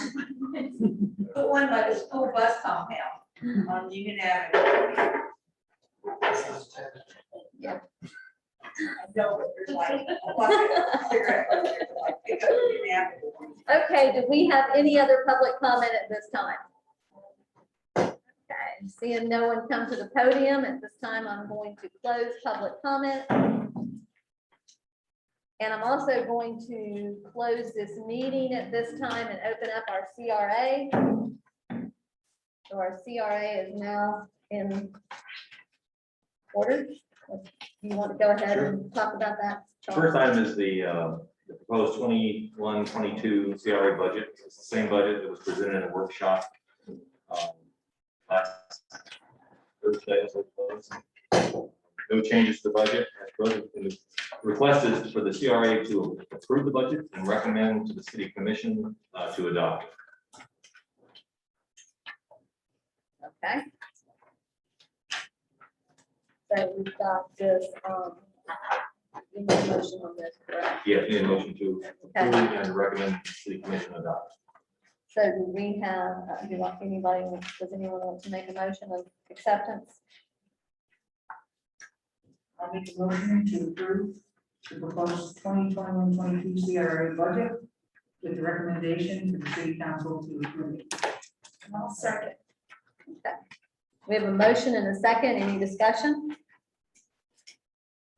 Okay, commissioners, we ready to vote? Yes. Okay, all in favor, say aye. Aye. Okay, all opposed, nay. Motion carries. Thank you very much. The next item is the full-time CRA Main Street manager position revision. I started with the already adopted CRA job description, and then added the component of Main Street, did underline and strike through, so you can see what remained and what was changed. Most of it is the addition, the underlined addition of the Main Street manager the nonprofit, for a future nonprofit Main Street organization. The request is for approval of the position job description. Okay, commissioners, do we have any I have comments? I do. I brought this up earlier in the week with Carl. The way the job description works, I mean, reads, the way it reads, it sounds as if we have an existing Main Street program. It doesn't say helps develop a Main Street program. I mean, the position we first voted on was CRA Economic Development. The job title is now changed to CRA Main Street Manager. And for example, on the third page at the very top, one of the bullet points, well, two of the bullet points at the top are reports to the Main Street Organization's Board of Directors, provides regular reports on Main Street activities to the CRA board. To me, it would be more appropriate to talk about helping us to develop a Main Street organization, because we don't have one. That would be my request. Okay, do you have a, I do. So this position, this description hopefully will last for years. So in the future, we'll have one rather than having to come back and amend it to change the tense to maintain what we've got. The desire is that this will be an ongoing position. We'll form the organization, and if we need to fill it again, the description is accurate. Sort of, I understand that we haven't formed it yet, but it'll be formed, and this will be the manager of that organization. okay, I understand what Commissioner DeVito is speaking to, is that we don't want to misrepresent that we have a Main Street, that this person is actually, if they think they're part of the actual Main Street. So is that what you're referring Yeah, to? but Okay. I guess what I'm saying is I think the job description should be changed, well, two ways. One, it's the way it reads, it's limited only to activities in the CRA and Main Street. But I really do think, and as you point out, if somebody is looking at this advertised, it would be a little misleading. I think it needs to reflect that they would assist us in developing a Main Street program. Because we just don't have one. My understanding though is in order to go forward with the Main Street program, you first have to have a Main Street director. Someone that's actually Yeah, already designated person. designated. No, I mean, you don't, but I guess in the job description, which is what we're talking about, we don't have a Main Street program, and we're advertising this as someone who would serve as the Main Street manager and report to the board of directors. And in other words, the job description does not reflect that, Charles, is it not true? The person you hire would be the person who would try to get a Main Street program up and running. Is that Yes. correct? Yes. Okay, so to me, I think the job description, as the mayor said, needs to reflect accurately what we will be asking them to do, which is to assist us in developing. Well, it does say The in Main here, Street future program will include the Florida Main Street program. Yeah, and that it wouldn't be does- an ongoing responsibility. That'd be, once it's up, then it's, so I saw that as under other duties as assigned. Where does it Do you say have a, develop it? okay, go down the first page, Okay, go down, 1, 2, 3, 4, fifth bullet. Future program will include the Florida Main Street program and National Register of Historic Places. Okay. right, but they still have to help develop it. And there's, I don't know, I just, that's my. Well, thing. doesn't that line, I think the Main Street person will be developing the Main Street program. so, I think it's already read. in there. right, You see so what I'm saying? It's Commissioner already read DeVito, in so there. Commissioner DeVito, you're having some heartburn, it seems like, over the job title. Do you have a recommendation for a different job title? No, it's Because not, we have to have a, it's not the job title. I don't know. I just Okay. think that it should be, well, coordinating city's economic redevelopment activities. My main concern is that we're gonna advertise something, and that the person will not understand that we are advertising someone to be a startup agent to develop a Main Street program. And I just think that that's quite important. But, you know, okay, do you want to add an additional bullet in there that would state that? no, I mean, I would really depend on Charles to do that. I could add establish a Main Street like organization and apply for Florida Main Street status. That's Right. one of the central job functions. Okay. Yes, If I you think could do that would be helpful. Okay. Okay, let's move this along. Commissioners, do we have any additional comments on this? Commissioner Burton, did you have something? I thought you. No. Okay, okay. Well, I do have one question for Charles, and that is essentially the job that we advertised before was part-time for $25,000. And we didn't get any takers. And the prior city manager assured us that we would, but we didn't. So Charles, do you think making it full-time, essentially it's the same hourly rate, but do you think that full-time will actually attract applicants? I do, and I think the salary would be attractive. Obviously, there's no guarantee, but I think it's much more attractive. I mean, as I mentioned, I think in my interview, I looked at the position back when you put it part-time and it just wasn't, there's no way I could do part-time work. So I think this salary is competitive for particularly someone who has a Main Street background. So I think it'll really increase our. Because it's the same rate, but you're saying that going to full-time will make the difference. Yes. Okay. That's all. That's fine. Okay. We need a motion of acceptance with the change. Somebody wants to make that motion? So we can move this? So I move that we approve the job description for the CRA Main Street manager with the addition of a bullet that the person would be responsible for assisting to develop and apply for Main Street status. That be Okay, added to we have that a motion.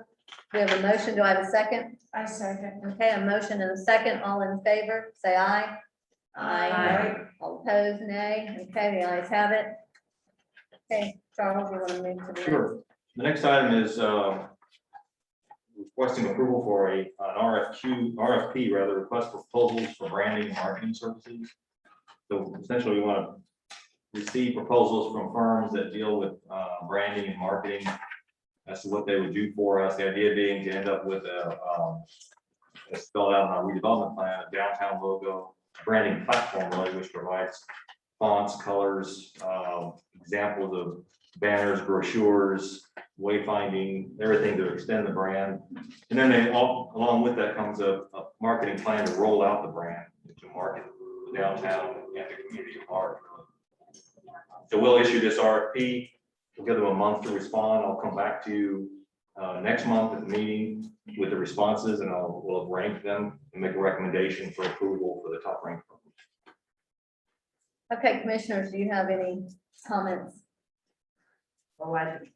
Okay, I'm gonna ask you, we've got a lot of issues, so if we've got too many, then we're gonna move this to the next meeting, so go ahead. I have no problem moving it to the next meeting, but my main concern, which I shared with Charles, was we are a very small community, and I would like to see this RFP change slightly to ask a marketing firm to refine a brand for Crescent City and a proposal for marketing Crescent City with a focus on the downtown.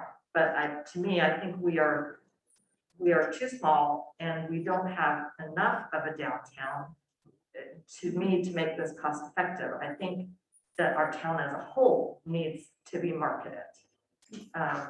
I think that's one of our economic development deficits, but I have no problem with moving this to the next meeting. Okay. I think at this point, I think you're premature. We're not voting on the cost or anything like that for, paying to have anything branded and marketing at this time. It's just to get a proposal for what it could be and what it might be and some ideas down the road, which I think we should go ahead and see and see if it could be applicable at some point at the next meeting. Okay, We'll come back so, with pricing and so forth. Yes, I mean, but it doesn't mean that we're buying anything tonight. We're just Okay, getting those things Just together. getting started. Yes, just getting started. okay, but we're in this, when you do an RFP, you're asking them to do a specific task. So That they, doesn't mean we have to agree to do anything with it. okay, wait a second. but then, okay, when you do a request for proposals, you should be reasonably specific. If somebody thinks that they're developing a downtown logo, then that's what they're going to do. So I think that's kind of an important distinction, that we should get, we shouldn't just say, well, just tell us something and maybe we'll like it and maybe we won't. I think that kind of wastes our time and their time, That's what it's about, though. I mean, we either like it or we wasting don't. their time. Okay, Well, commissioners. redevelopment plan calls for the development of the logo. the Okay. development plan. And I've done this in 3 other communities, and in some cases, they love the brand so much, they do adopt it as the city brand, Okay, and it has a downtown component. And so you'll have the opportunity to make that determination, given a really a palette of things to choose from. It's really a wonderful process, and I hope you trust me on this, that it's a great process. It really motivates the community. It's exciting to have the brand, and then you can decide how much you want to roll it out, and we'll have this palette of tools, a toolbox of tools to market the community that are professional, that are coordinated, and they look good. And I do feel, despite our size, that we do need a downtown brand, and it may just be the city with downtown, the words downtown. That'll be up to this consultant. These consultants are very talented, very clever, and when they come and talk to us, you can express your concerns about the size of the community. We have many public meetings, focus groups, stakeholder groups. You share those concerns and your view of the community, and I think we just need one look for the whole community. You can share that with them. They'll take that into consideration, and then they'll make a proposal. And the firm I've used has done literally over 400 communities, and I've really probably run into every possible scenario out there. and this is something that the businesses here in our community would also have some input into. And absolutely, yeah. Because that's very important, that the businesses. And they'll be have a encouraged to voice take in on this. the color palette, and to Okay. kind of, so people look at that business and go, oh, they must be in Crescent City. Like, I recognize that look. Okay, well, commissioners, we have a request for an RFP. We have a motion. Okay, we have a motion and a second for approval of this. All in favor, say aye. Aye. All opposed, nay. Okay, motion carries. Thank you very much. Then do you want to go ahead with the Miller property? You're going to defer that one? I would recommend we defer that one. Okay. Could go on quite a while for discussion on it. Okay, okay. So we have a motion can we get a motion to defer this item to, do we want to give a date specific or, Could be October. okay, to the October meeting? So moved. Okay, a motion and a second. All in favor, say aye. Aye. Okay, all opposed, nay. Ayes carried. Thank you. Okay, and with that, I'm going to close out CRA. And I'm going to open up our general meeting again. So our business items. Charles, you have the floor. All right, the first item is in the proposed budget for next year, under Better Place Fund, we do have 2 generators. We need a new generator at City Hall and a generator at the fire station. And so there is quite a lead time now, given those things, and these generators are no exception. So we'd like to go ahead and get approval to order them. And then they'll actually, we'll be invoiced in the next fiscal year, but we want to order them now to start the clock on actually receiving them sometime November, December. Yeah, because it's that far out before they can even, Yes. take delivery of those. Correct. So the sooner we can get them ordered, I think it's just a to our advantage. It's my understanding we have in the budget $70,000 allocated for this, but it actually came in at just a little 28,550. 28,550, yes. Okay. So, okay, so we have a motion, we have a second. I'll second. Okay, all in favor, say aye. Aye. All opposed, nay. What's Okay. the plans for the Motion carries. generators that are being used now? Are they Um, gonna be shifted somewhere else? I'm not certain, I can find out for you. The use Yeah, of it. one of them is pretty much on it. The one at the fire station Is is, done. it's a hand-me-down, and it's pretty much on its last leg. All right. I do know that for a fact, so it's, We don't know where the other one's going? Well, it's at City Hall, it's at City Hall. and the fire- other City one's Hall. here at City Hall, Yeah. yeah. Thank you. Yeah, so we have one for the fire station, one here for City Hall. Okay, Charles? The next item is to schedule the various workshops you've discussed in the past months, actually. And then we did mention one tonight. So I put a list of dates. Those are Thursday nights. I think it sounds like Thursday nights are good for you to schedule those. The first one is we're doing a comprehensive plan update, and our consultant, it's no cost to us. It's a grant funded update by the Regional Planning Council, and they need to hold a public input session for people to comment on the comp plan and the future, what they want the community to be. They're asking that either happen on September 30th or October 7th, one of those two dates. It would just be a public input. You'd be invited and welcome to attend, but they would conduct the meeting and gather input and gather the responses from the audience and so forth. The importance of that and getting the word out to the public, we just want to make sure we've allowed enough time for everyone to. September the 30th and November the 10th. The 30th or November 7th, or December, I'm sorry, October 7th. October 30th or the 7th? Yeah, I would move for October 7th, because that gives more time to advertise. Yeah, I said October the 7th. So Although, wait a minute, that's one of our, potential workshop dates, but we could, okay, yeah, That's included. okay, I see what you mean. All right, yeah. So is that a consensus? Well, 10-7. we should vote. Okay. yeah, so we'll make I have a motion, did Commissioner Banks, yes, second. who moved it? I did. Okay, so all in favor, aye. Aye. All opposed, nay. So October 7th is going to be, What time? I would say this one's gonna take some time, so what, 5:30? I Could think be, they'll. in the evening, you'd want to do it in the evening, They're but actually gonna give us the time, aren't they?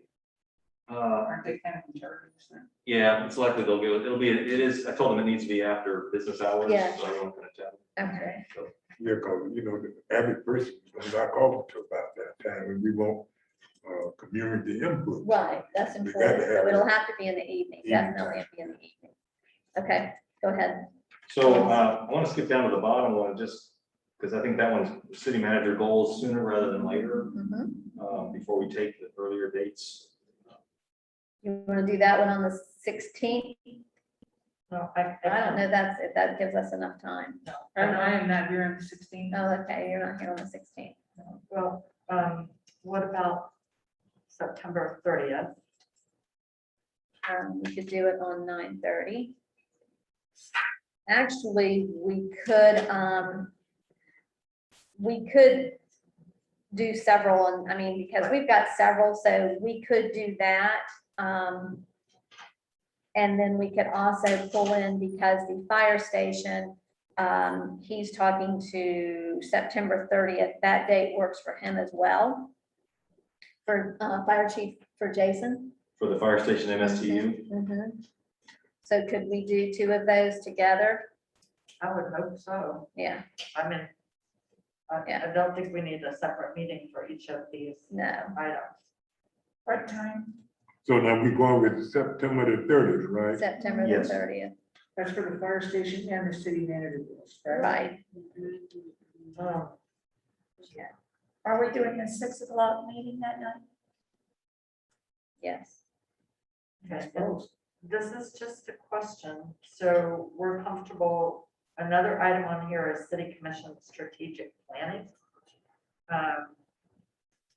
That we're moving out to October and November. So that's with the senior advisors for the Florida City County Manager Association. They're willing to facilitate strategic planning session for us at no cost. And they said they're not available until probably end of October into November. Okay. And I actually haven't met with them to get dates from them, but I wanted to get some preliminary dates from you. We pencil it in on the calendars. Okay, so at this time, we're gonna need a motion for the 30th. I so move. 3rd Okay. of September for the fire. For the fire and and the city manager goals, and we're gonna take the city manager goals first. And then the fire station second. But, well, And just it's to- 6:30, 6 o'clock. 6 o'clock. okay, should we also include the American Rescue Act funds? Would that possibly relate to the fire station? It will, and we can, that's gonna, we're gonna, definitely would want the public Can we start there too. live session earlier in the day? We could, I was gonna say, we Between might you could and- have yours at like, say, could we have yours at 4 o'clock? For sure. Start yours at 4 Yeah. o'clock? Okay. Okay. So I'm gonna need, This is also then the American Rescue Act funds is on 9:30 as well. Mhm. But I'm confused. What time is the fire station MSTU on the 30th? Well, we We're saying haven't, the set- morning? we haven't set that yet. So what we're doing is 4 o'clock is going to be Charles. That's gonna be the city manager goals. Following that, and we've gotten some feedback from, the community that they prefer we have these in the evening so that they can attend. Sure. And so we're sure they're all gonna be in attendance. The American Rescue Act funds, and the fire station MSTU. So we could start those immediately following. How long do you think, Charles, yours will take? You think maybe an hour and a half, and we could start these at 5:30? I wouldn't think mine will take that long. I'm gonna kind of introduce the goals tonight into my report. Okay, Hopefully we'll be able to come up with the goals pretty quickly, I would think. okay, so we could start them at 5. Yeah, I think you could start the American Rescue Act at 5 and go into the fire station, because I think they're a related conversation. Okay. Like maybe that we fund the fire station with the American Rescue Act. Right, but if we're concerned about people getting here after work. Yeah. Isn't 5:30 more realistic? I think 5:30, and we can take a break. Especially with the American Rescue Funds Act. A lot of people who live here work elsewhere, but anyway, so 5:30, so Charles at 4. And fire station, American Rescue Act at 5:30. Okay, And that's We'll September bring 30th. some pizza or something. we'll bring pizza, yeah. Okay, do we have a motion for these? I move. Okay, Second. okay, we have a motion, we have a second, all in favor, say aye. Aye. Aye. All opposed, nay. Okay, those dates carry. And then the park signs and associated fines, Okay, we want to workshop that. The content of the sign and an potential increase in the fines. Okay, just the parks only or just sign period? The park, this was related to the parks. Okay. Remember, we saw some examples and it was too much. Mhm.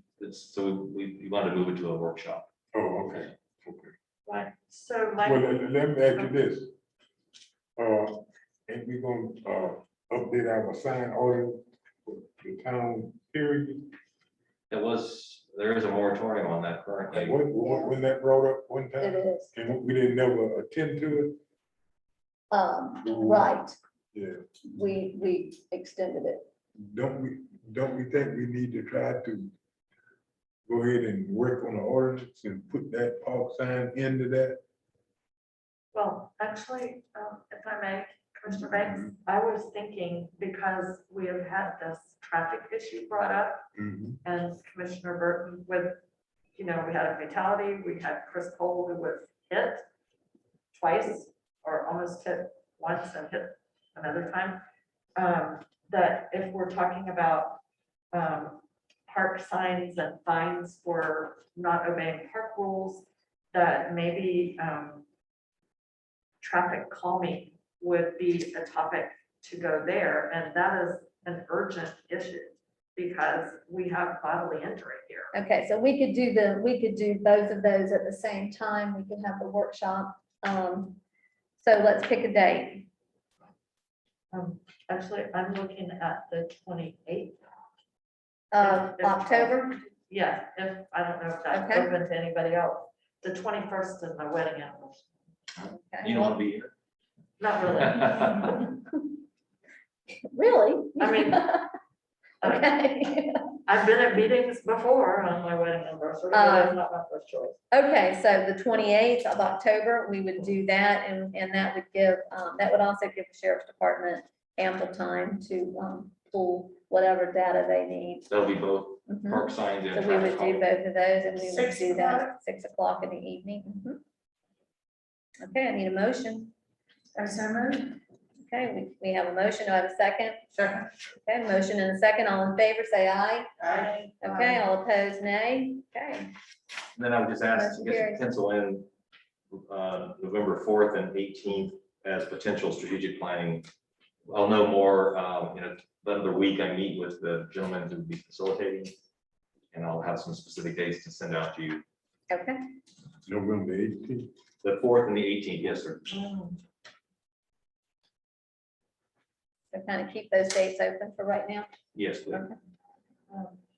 Well, is it possible that, I don't know, that a Tuesday would work, like instead of November 4th, because I think there's a League of Cities Legislative Conference Wednesday through Friday.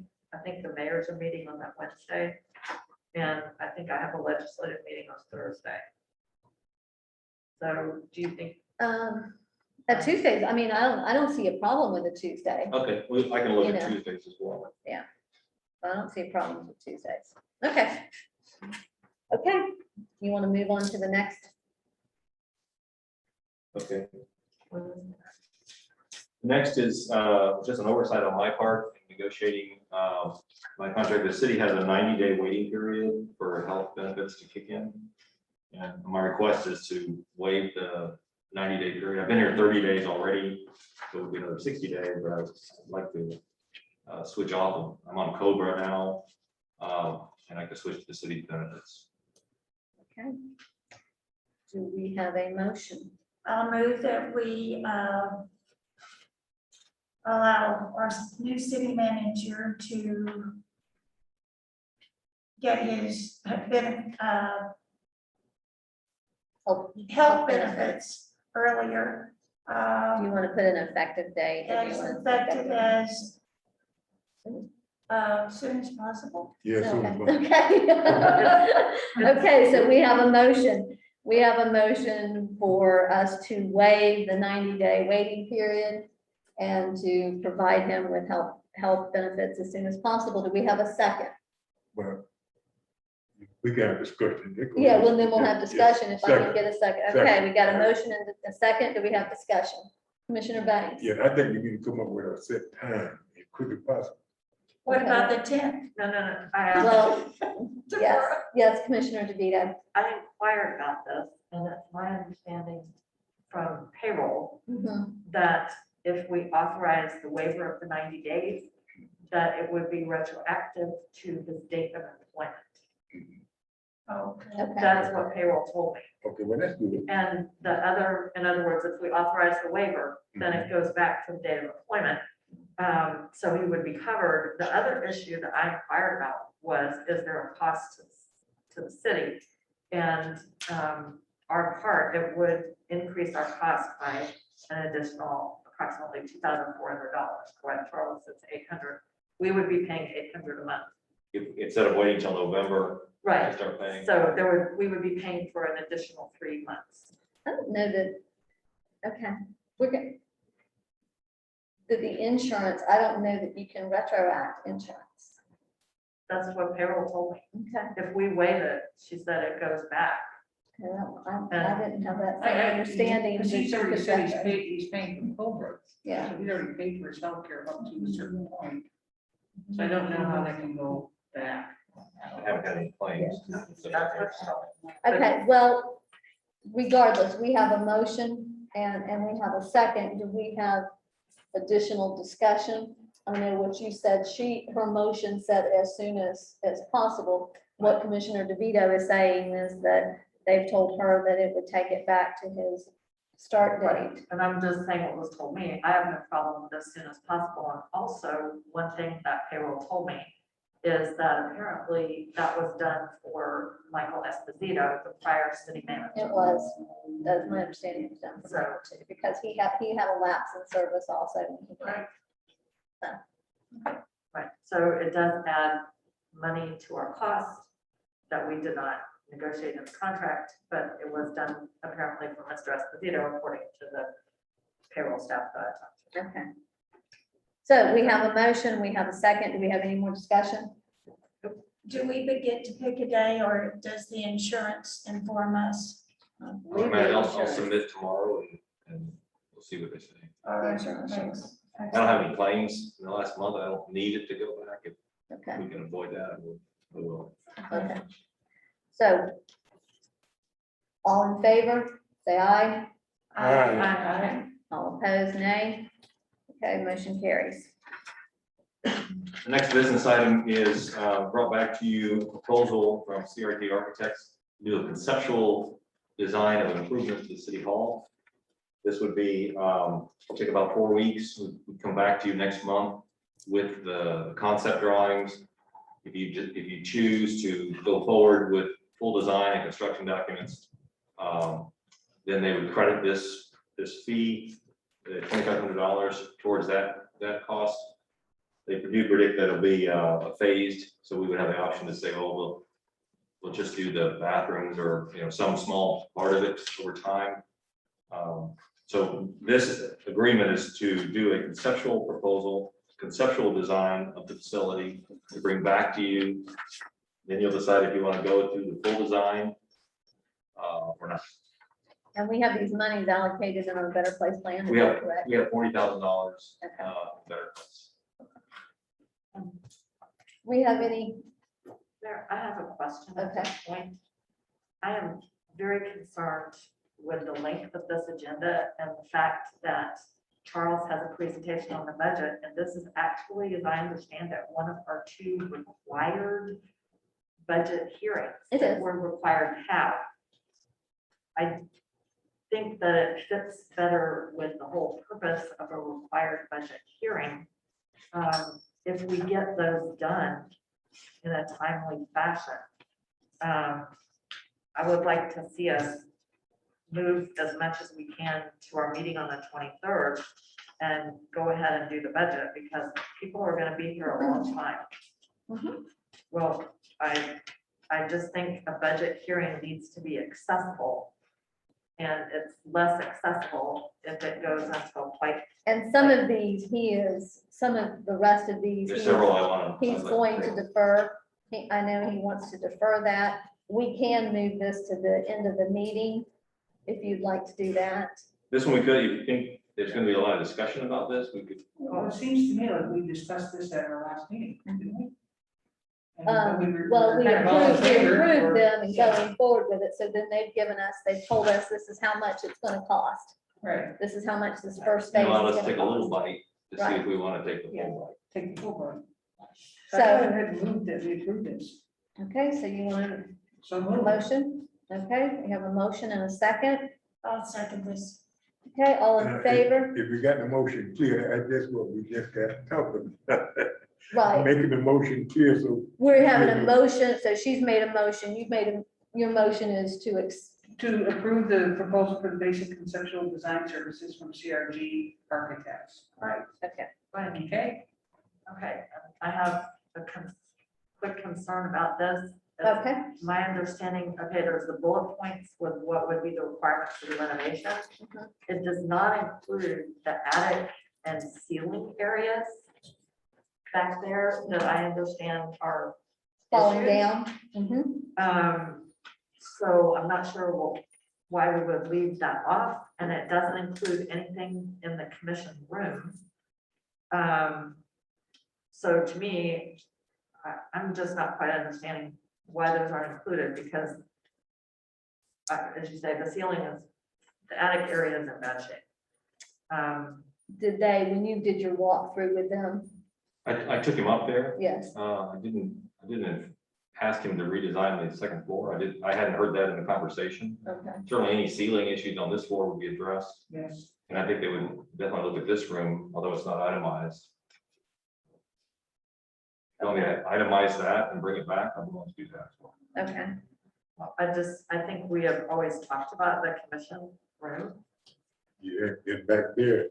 Yeah. and You yeah, saw that back there in finance. It's hilarious. yeah, first. so that's the first one on here, Yeah. finance. Finance is on there, but ceiling issues and I'm not saying we should refinish the second floor, but And probably whatever. this room would be one of the last rooms that we would, you know. carpet shuffle. So anyway, if that's not a problem with you guys, that's fine with me. I just wanted to bring it to our attention. okay, Charles, do you want to? Well, I think that's probably something they're gonna redesign the whole building. Okay, And they added these things that I specified these things in particular. But I think they're gonna redesign the entire floor. okay. Yeah, it's whole ground. Okay, So well, that's all I have to say about Okay. that. I hope Yes, sir. that when they resign it, I hope they think about security. It bothers me, and I've been hauling it out for the longest. We got too many excesses coming into City Hall. We do. I'm worried about her sitting over there by herself, and you can just pull her at that door open. We got some wicked-minded people in the world, so we got to try to protect them. We had that discussion about the Right, sometimes excessive entrances. buzzing in or doing something besides just pulling the door and walk on it. I agree, It's very unsafe. I agree. So, Okay, so we have a motion and a second. Any more discussion? well, so are we saying we want to add a line about security? Yes. Did I, you, I think some of that is gonna come under how we spend the American, the act for COVID, the money that we're getting from. The American Rescue Act. Right, I think some of that can kind of be incorporated when we come up with that discussion. Because that discussion can include a bigger desk for us here. I mean, it should be Yeah. incorporated with the whole design. but and I that's a think two-phase, different- that's a two-year process Right, of that's- money. Yeah, Okay. so I think at that point, we can maybe discuss how we can bring. some of Okay, that into the We have a design. motion and we have a second. All in favor, say aye. Aye. Aye. All opposed, nay. Okay. Approved, motion carries. And I would like to get the next one approved, the request for qualifications for continuing urban planning services, just because it's a need we have. Again, this is just to get firms to send us their qualifications, we'll rank them, and then we don't actually have to choose one, we just rank them, you'll approve the ranking, and then we can call on them an as needed basis for either daily, somebody comes in for some planning and zoning, or if the land development code review, update for design standards, all these things we've been talking about. We'll have a firm that's already been vetted on a list. There'll be a number of firms. If one firm is too busy, we can go to the next firm.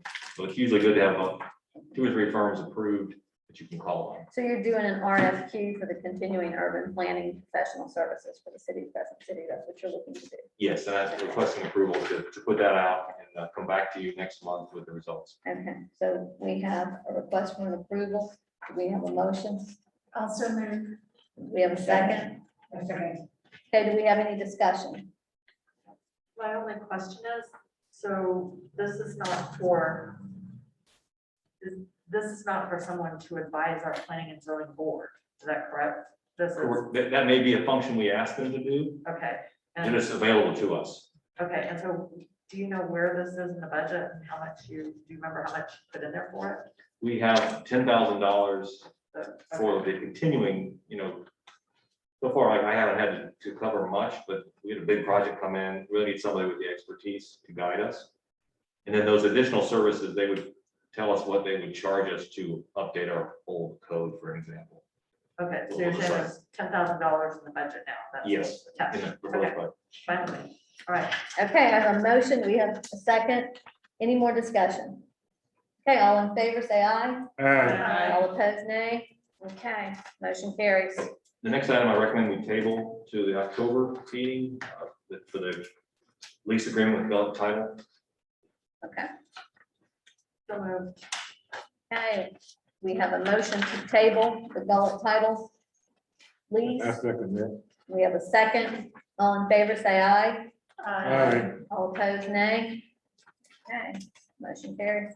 I also recommend we table the discussion of Muni Code services. You wanna Okay, move where that do all you the way to want to, where do you October? want to move that to the October meeting?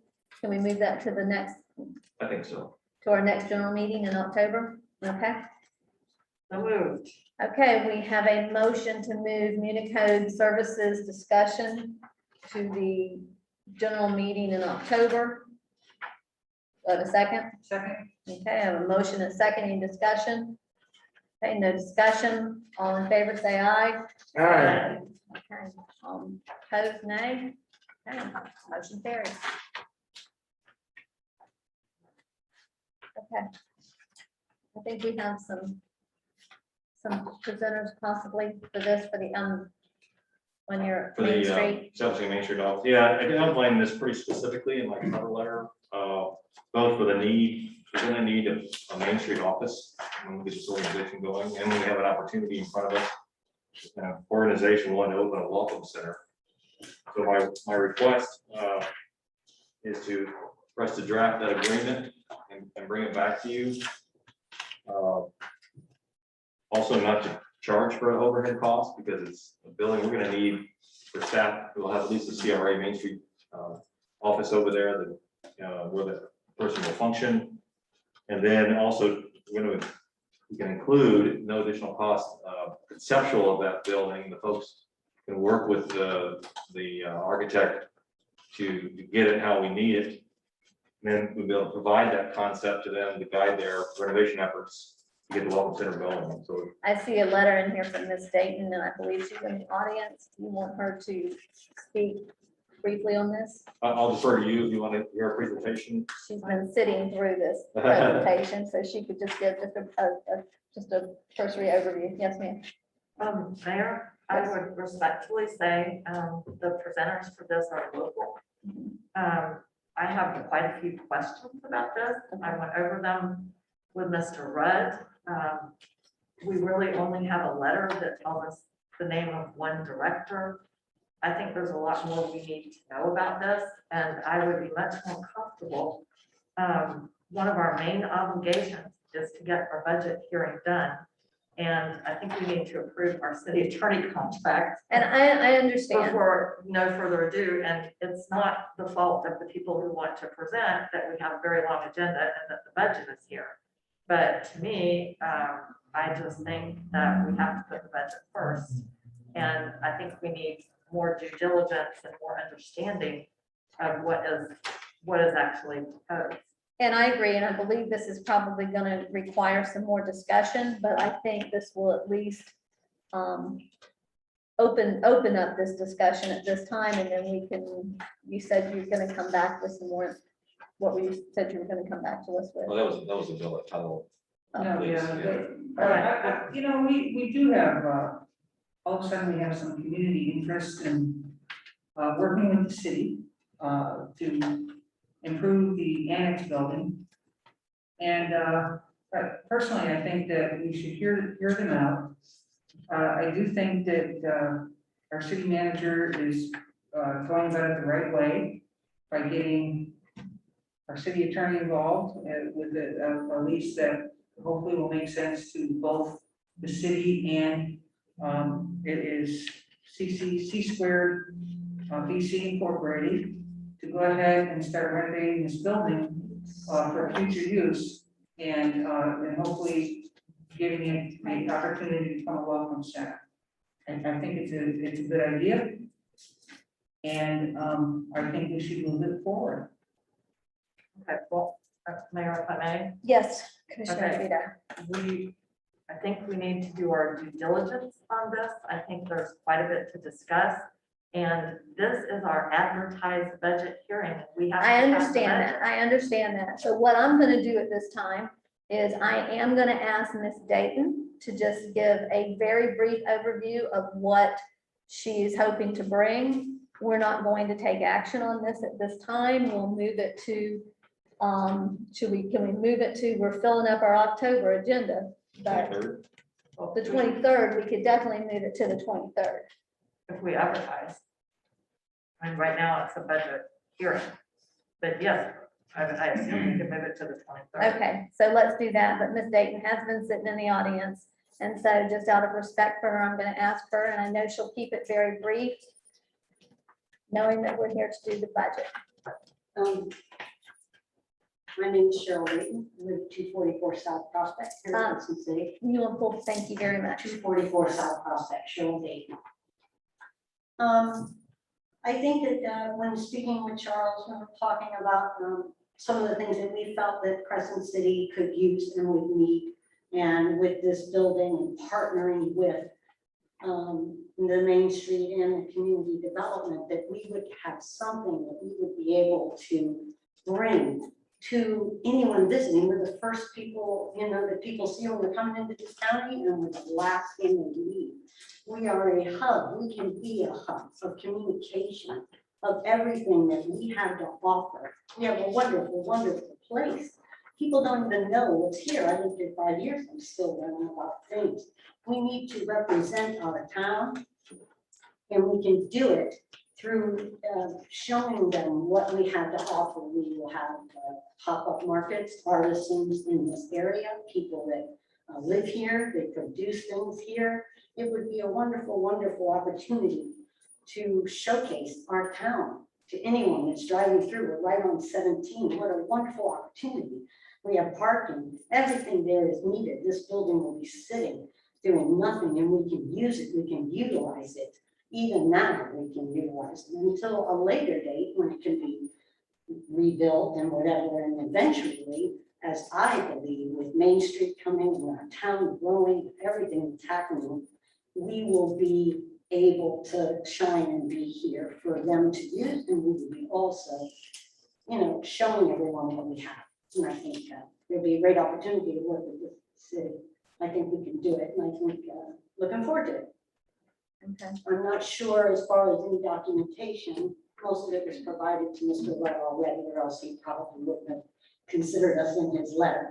So most of that stuff has been done. So, like I said, that's already been provided to him. Okay. Thank you. Thank you very much. Mayor, if I could just ask a question. Okay, I Ms. would- Dayton, if you want to. Oh, I'm sorry. Well, for the commissioner, for Cheryl, I would say the same thing I said when Clarion came to us and made a proposal. I saw the letter. The letter does not say who the other directors are. It doesn't say what the experience of the directors are. I think it would be. Right now, we don't have directors. We have members. We are all officers. There are 3 people. You can look it up anywhere. It's a legal document. Okay, but what I'm saying is, like your resumes and experience, we have a letter, but to me, I think it would be helpful if you could bring more fleshed out information about the experience of the people who would be running the program. Well, right now, I mean, I don't want to know now. I'm saying when you come back. I know, but I guess if that's what we have to do, that's what we have to do. I think that as volunteers, we are all retired. We all have a lot to offer. I was an accounting supervisor for a pharmaceutical company. I did say my part. Yes. We all have skills. We are all professionals, and we're also volunteers who love our town. You know what I'm saying? And I think that we can, working with the city. So this is more, this corporation is more community based, is that? Totally, it's a nonprofit, community based. Okay. Yes. Thank you. You're welcome. Thank you very much. Okay, so we're going to move this to the 23rd. 23rd meeting. Yeah, I would say I move that we hear this on October 23rd. September. September. I'm sorry, I said October. September 23rd, and obviously we would have to advertise. But it's not just the budget. You won't be here on the 23rd? On September 23rd? No. Okay. Well, that does present. I guess it doesn't. I mean, with We can still have the discussion. we can still have the You can discussion. still- Okay. Yeah. Okay. Okay, so we have a motion to move this to the 23rd. Do we have a second? I second Okay, Which is September 23rd? it. yes. September 23rd. All in favor, say aye. Aye. All opposed, nay. Okay, so moved. Nay. Nay. Did I say nay? I'm sorry. I said. Oh, you said nay? I said nay, thank you. Okay, do you get that, Karen, for the record? Okay, The next item was moved to the beginning, the biosolids, so we'll move on to the city attorney contract approval. okay. You have a copy of the contract in your packet. Okay, so for the audience, we did when Jay left us and went out into retirement. Holmes and Young stepped in as the interim attorney of record, and so that contract expires September 30th, correct, Mr. Pickens? Yes. Okay, and so this is the new contract that they have brought forward to us. That's it, Charles? Well, the contract is for, provide 20 hours per month, for $4,000 per month. And additional services would be billed as needed, $250 an hour. $4,000 a month, Per month, yes. and then it's added if we need other services. If we exceed the 20 hours, So basically, it's 4 hours a week. No, 5 hours a week, 5 hours a week, okay. So that's $48,000 a year, yes. okay, and then $250. Because you can't put a date on giving you an answer, you can take as long as you want from the sound of it, but that's neither here nor there. So that's an increase, okay, of approximately $16,000. $12,000 more a month is what they're charging us. I think my experience, the rate is a good rate. I wasn't planning the rate. And their hourly rate, they've reduced their hourly rate as well. Well, you know, I don't know the both the pieces, of it, but I do know this. Once upon a time, Asbury, Yeah, was $5,000. yeah, a month. If y'all can remember, Back in 2014, I think he Right, reduced, I think he agreed when, but when he got on so he could get, old age insurance, he got off the city insurance. Am I right? I don't know about that. I do know that he was asked and he did reduce his Yeah, monthly. yeah, he reduced it. No, it was $3,000 a month, and he made the deal and wanted a firm contracts for 5 years, and he agreed to reduce his rate to $3,000 a month.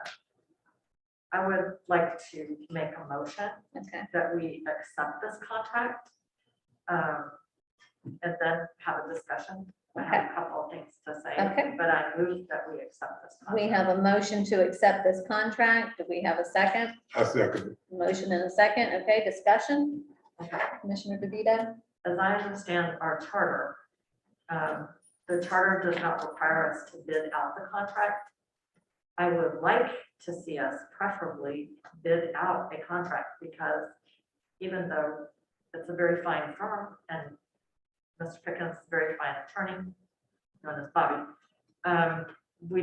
if we don't have bids, we really have no basis for comparison.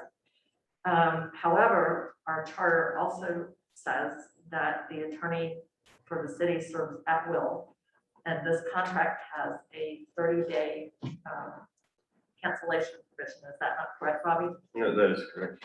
Okay, so essentially, when we approve this contract, they're agreeing to provide us with these services at this rate, which, you know, we have to be mindful of our time.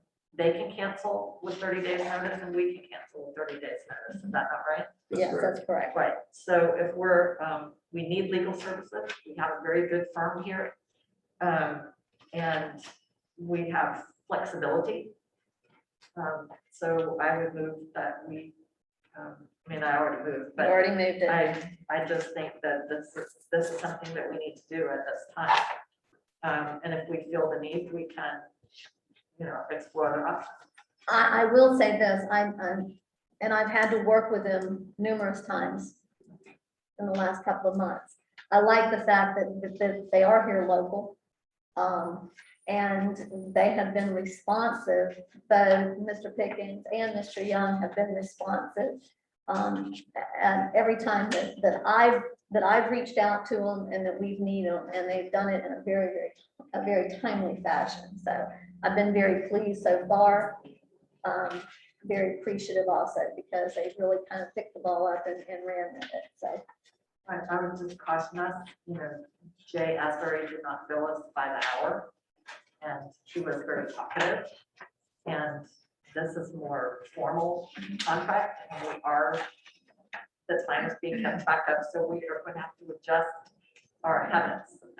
And you will notice also that Mr. Pickens is not very talkative. Yes. So, Yes. I just want I'm to. saying those of us who were here under Mr. Asbury, Yeah. he liked to talk for about half an hour before you got down to business. Yeah. And this is a different kind of contract. So Okay, so we have a motion, we have a second to accept this contract as written. Do we have any more discussion? I like the idea that they're local and our money goes local. Okay. Okay, any more discussion? Commissioner Burton? No. Commissioner Banks? Okay. Karen, I'm gonna do a roll call right now, just, you would do a roll call for us, please. Commissioner DeVito, I Commissioner West, I, Commissioner Banks, Aye. Commissioner DeVito, Burton, sorry. Aye. Mayor Myers, Aye. Okay. So, motion carries. Welcome. The last business item is just to set the trick or treating times, just so there's no question given And COVID we- and so forth. And I do need this because we are working with the sheriff's department. They're trying to get their flyers out. They're trying to do coordination with everybody. So we can, last year we did Halloween from 5 to 8. They right now are looking at, it is going to be 8. Captain Ussery did check on that today. I mean, it's going to be dark at 8 o'clock this time. So if we want to do our Halloween hours from 5 to 8 again this year, it seemed to work last year. It is on a Sunday evening. Right. So I know people are gonna want to get their children home and ready for school the next day. Yeah, Mayor, let me ask you this, when the other municipalities is gonna have babies, we usually in the past, we would go around and get, so we all try to have it on the same night or day or whatever. The schedule, because people skip from one town to the next town to the next town. They trick or treat all the way back to Palatka. Well, my understanding is since I've been here, we've always set it on the 31st. That's my experience. So, But we would all, it would coincide with the rest of the town too, if I'm not mistaken. We'd have to have days on that day, and Pomona Park would have babies on that day. Yeah. well, we can be the leaders and we can go ahead and set our date now and ask them to follow suit if you want to. Okay. We want to do that? yes, let's do. So, and quite frankly, last year, COVID wasn't even as bad, and we had a big discussion about whether we should Right. or not. There was a nay vote. I really have a lot of reservations about this because we have one of the highest positivity rates in the state. You know that, 27.5. So if we're gonna approve this, I don't know, I would rather encourage people to, what is the sheriff's a drive-by? It's a drive-by. Theirs is gonna be a drive-by, absolutely. And last year, I did a big tube and I shot it down the tube to them. Right, so I guess, I'm willing. I was pretty good at it too, honestly. I guess I'm willing to make a motion, but Okay. were you saying what the sheriff is doing 5 to 8? They probably would do theirs from 5 to 7, and then typically they hit Prospect Street, so they would come in there. Right, But right now they have 6 to 8. I think 3 hours too long. 3 hours is too long. Yeah, 2 hours is enough, 6 to 8 or 5 to 7. I was gonna say, pick one, what do we Okay, like? somebody give us a motion with. Well, just somebody tell me what's good hours, because is it dark at 8 o'clock? It'll be dark in October day. It'll be Right, dark. so I would move that we designate Crescent City's Halloween hours for trick or treat to be 5 PM to 7 PM. Okay, And that we strongly encourage people to mainly go to the sheriff's trunk or treat. And that any household participating practice social distancing as much as possible. okay, we have a motion, do we have a second? I'll move. See if we can complicate Halloween. Okay. We have a motion and a second. So we're going to do from 5 to 7. And any more discussion? Okay, all in favor, say aye. Aye.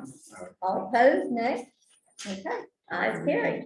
Halloween is 5 to 7, and we do want to encourage everyone, Commissioner DeVito is absolutely correct, to please practice safe. If you're listening, please practice safe handling. Yes. No, because I looked today on the state report and some of the highest concentration of cases are now in the child And the population. it is, they are. Okay, so at this time, I'm going to open up public hearing.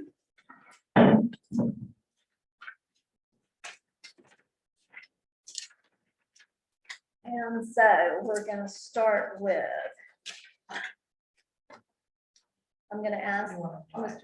Pickens, do you want to read these as we go forward? Yes, ma'am, I will. The first one would be resolution number 21-05, a resolution of the Commission of the City of Crescent City, Florida, setting the maximum millage rate for submitting the DR 420 certification of taxable value and for developing the budget for the tax year 2022. Okay, we have a resolution number 2105. Do we have a motion of acceptance at this time? I'm gonna open it up for. Sure, I move that we accept resolution number 2105, setting the millage rate. Okay, do we have a second? Second. Okay, at this time, do we have any additional factual testimony for or against? Do we have any public input for or against?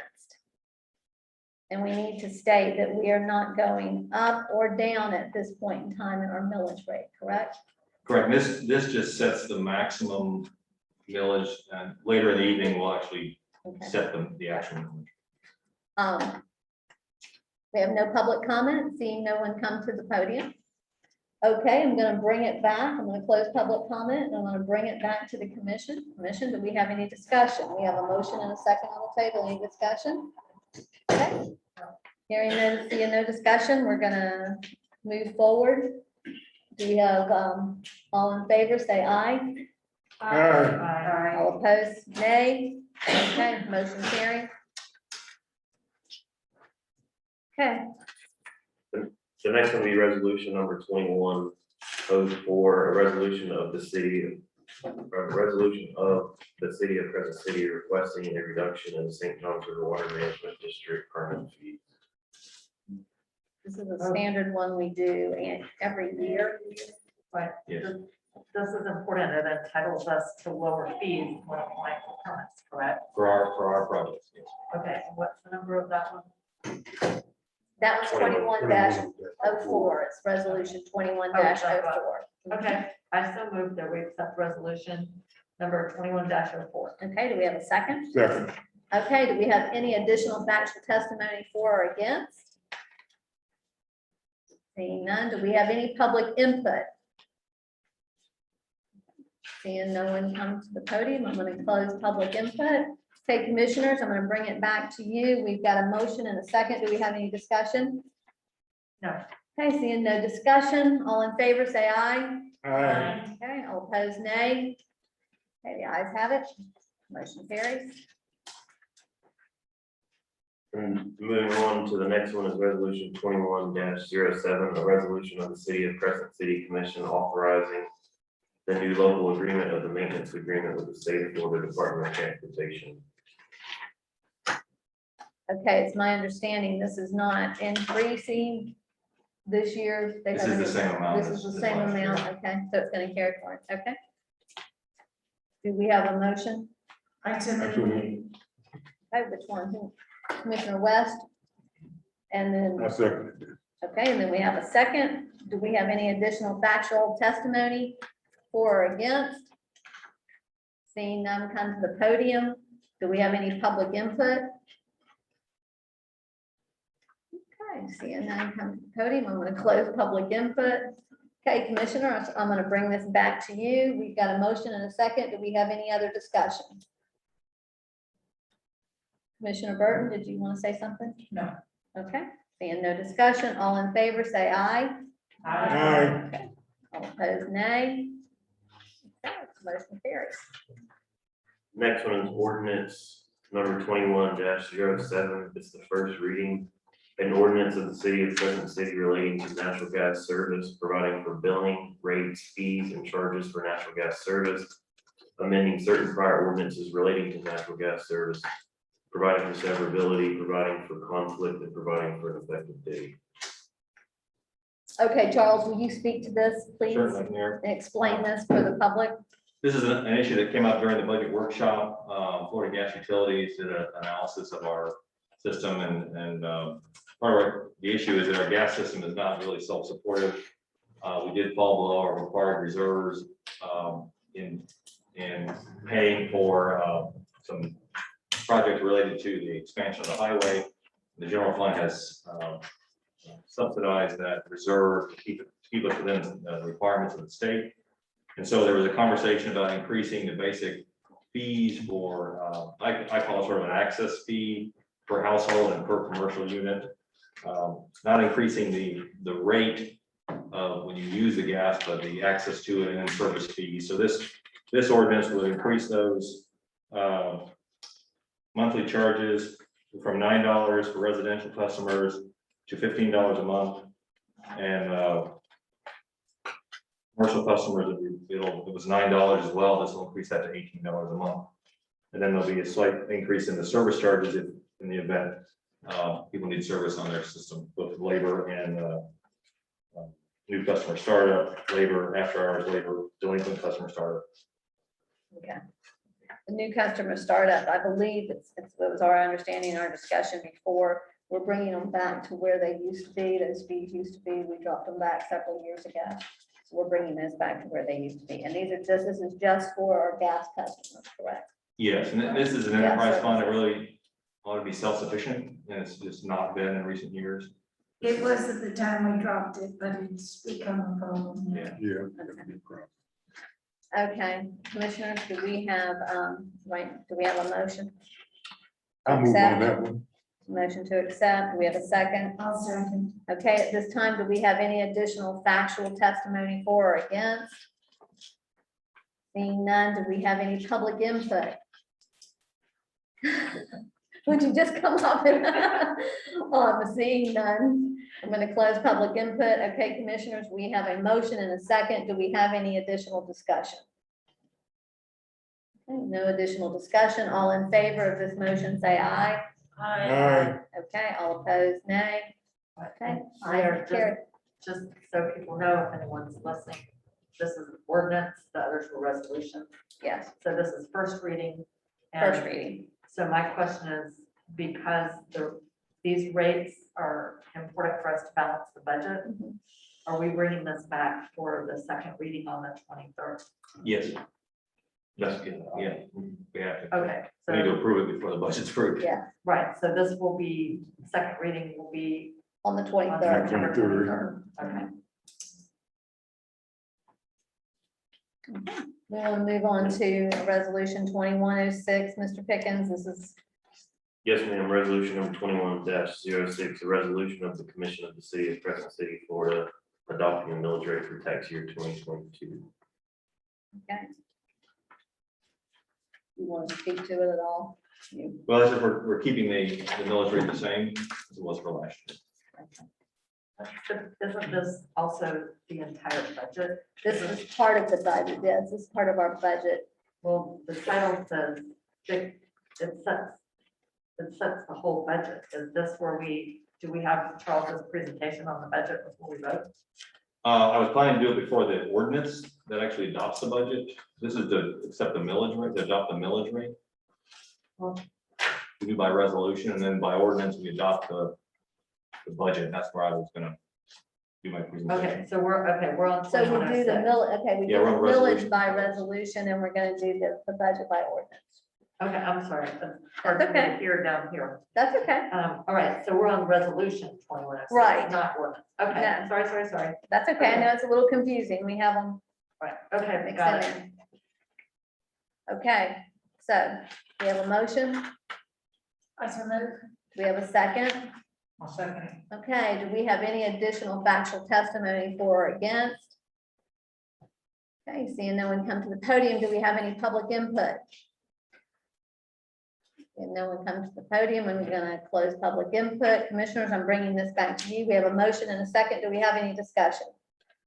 I mean, essentially, whatever is in the budget for ad Right. valorem taxes, it's set. Once we adopt this resolution, we cannot change it. So that's We it. can go later, we can go down, correct? down. We cannot Go go down. up. Can you go up? We Can't So go down, because we right cannot now- go up. But right now, we're setting it right where it is. Right, but I'm saying right now we have a deficit budget. Right. So by adopting the millage, we're agreeing that we will not be looking for any additional funds from ad valorem taxes.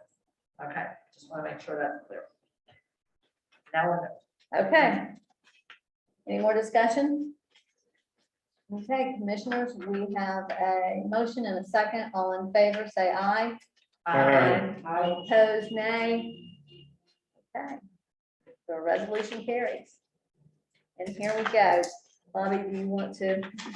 Ordinance Start us number 21-06, the first reading, an ordinance providing for approving and fixing the budget, setting millage levy at 8.5914, approving, allowing for general operations of the city and its various departments, approving and fixing budgets for special funds and debt service for the fiscal year beginning October 1st, 2021 and ending September 30th, 2022. Okay, we have a presentation. Roger, gonna give the presentation.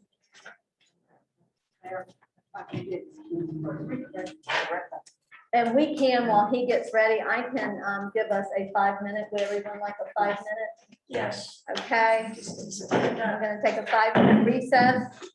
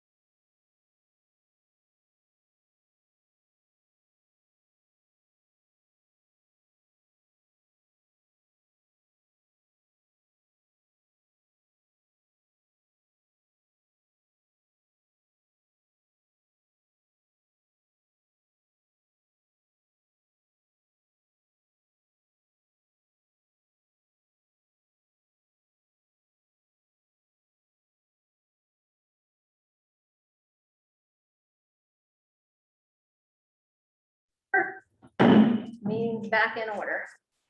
Go ahead. All right, so tonight I'm going to share with you the proposed budget. And first of all, I want to acknowledge Robin and I've been working with someone else's budget, essentially. We kind of inherited a document. We didn't go through the workshop process. It was a little bit backwards this year because of the transition period we were in. We adopted a millage before we had our workshops. So we're just trying to get through, get a budget adopted. We can make budget amendments next year. We intend to bring you at least a 6-month budget adjustment. We'll look at where we kind of underestimated or overestimated and bring you formal budget adjustment. We may do that quarterly even to help us to stay on track. So this is a budget. My goal in the future, obviously, is bring you a balanced budget. This budget you'll see is not balanced. I'll be asking you to make those hard decisions if you want it to be balanced and not use reserves. But we'll talk about that tonight. I think what I'm proposing is very informational. You can kind of see what it would take if we were to add a couple positions as an example.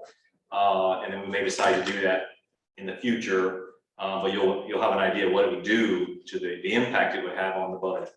So our budget is comprised of 6 funds. And that's why I redid the budget summary. I passed out a revised version of it to break it down. So the one that was put out during the workshops had combined some funds into a single column. So it's hard to tell how much the CRA had, how much Better Place had. So this is 6 columns, 6 funds. And then when you go down the side, the left side are the expenditures by department that matches your workshop, your packet, the spreadsheet packet. And you can see what fund each of those departments comes out of in the bottom. So hopefully it's very clear to you and to the public kind of where how each fund is. And I'll go through that detail here on the screen, the presentation. So we'll start with the general fund. The changes that were made since our last workshop is that we've added $5,000 in regular salaries, which represents 10% of the CRA position we just approved.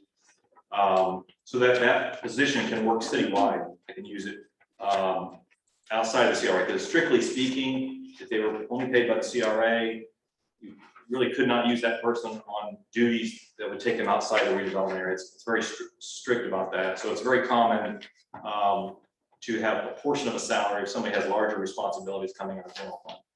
This also adds the $39,200 of other professional services for the last, for the remainder of the Clarion contract that we signed back in. It'll start in April, will end next March. And then I put $1,000 in the training budget in the finance department.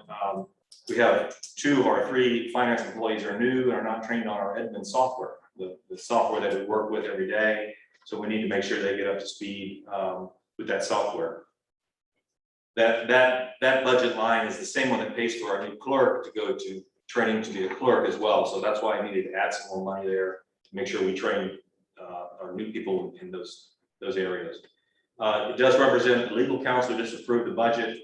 The budget will show $48,000 for our contract and $2,000 for outside legal, which would be in the event that Mr. Pickens felt he wanted to bring in a land use attorney or some other specialization. There's a small budget to provide for that. Planning and zoning, this in the first workshop, there was $20,000. We took it down to 10 in the second workshop.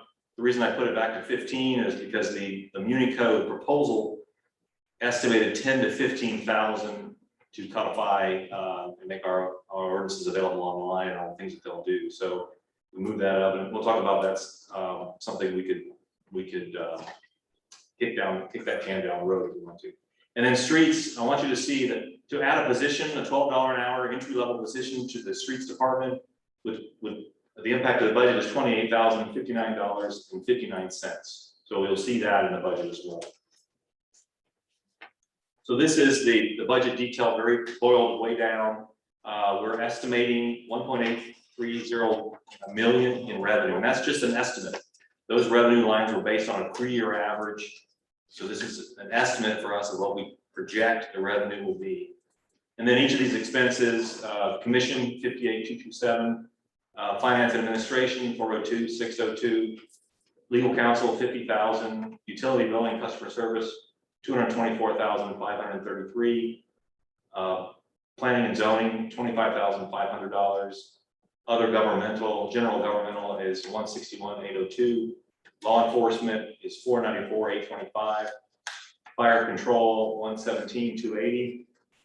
Code enforcement is $27,049. Streets is $300,793. Parks and recreation, $65,326, for a total of 1.927, which represents our spending would exceed our projected revenue by $97,287. We'll talk more about that. So to go through the other funds, the gas utility fund, it balanced unless we add a position. So again, that position would also be an entry level $12 an hour position. So the overage there you see is $28,059.59 represents that position. So if we don't add that position, that fund will be balanced. You may want to look at how these gas fee increases help that fund and look at a position in the future. The reason I want to show you that is the Florida Gas Utility and the state agency that I think it's DPE that monitors us and visits us every year. They both ask, what are you doing to prepare for, we have several imminent retirements and trained people in that department. What are you doing to prepare? And so our answer was, we're hoping they keep working. So this would be bring someone on to potentially begin training. The water utility fund is balanced 476,400 revenue and expenditures. Wastewater utility also balanced at 469,500. Better Place funds, is a revenue fund that we're expecting a total of $512,000 and $200. We've designated $385,000 of that to specific items, and then we have a available balance of $127,200. That was your desire in the event something comes up. We weren't anticipating this time. We have the funds that aren't designated. And as we mentioned earlier, that actually might go up a little bit because the generators have already come in below what we had projected, $70,000. They're at 28, less than $29,000. So we may have a little larger fund balance there to work with. And then, as you saw in the CRA funds need to balance, we have to designate all the revenue to expenditure lines. So these are central, the north and the south funds all zero out. So going back to that general fund slide, I added a line at the bottom. If we were to sort of help the gas fund with that extra position, it would bring the reserves necessary up to $124,967. So I want to zoom in on that, showing the income at 1.83, general fund expense 1.9. So we would need 97,287 in reserves. If we also help out the gas utility, that means we would need 124,997 in reserves. So you ask how much do we have in reserves? We have 1.116 million, which includes, we've loaned $86,800 to the gas utility fund reserves in order to maintain the required state mandated reserve, which for us is $242,518. So that some of the discussions we've had have been, do we want to spend reserves on recurring expenses? Is that a good idea? So I went back and looked at the budget to see what's in the proposed budget that's a one-time expense, non-recurring, or perhaps discretionary. So I made a list. The Aquarium contract completion, that's paid and done. That'll end halfway through the year. The codification of ordinances at the maximum 15,000. There will be typically there's an ongoing what's the word? Every month you pay I think it's $1,200 subscription for that, but there's the big lump at the front would be a one-time payment. Then other things like equipment, the beautification city hall, that's discretionary aid to private organizations. And then the streets equipment line, that's where they would buy their mowers and edgers and weed eaters, and some of that could be the big mowers, could be Better Place funds, but those may or may not occur depending on our needs. So that's $70,700 of sort of non-recurring or discretionary. And then of course the street position would be a recurring expenditure. So if we were to take out the streets position, that would bring that reserve necessary down to 69,228. If we did not take out any of those non-recurring items, which would leave a remaining reserve of 1,047,287. That's my At the end. last slide. Can you go back? Because Mayor, are we going to be having an opportunity to ask questions about them? Which slide do you want me to go back to?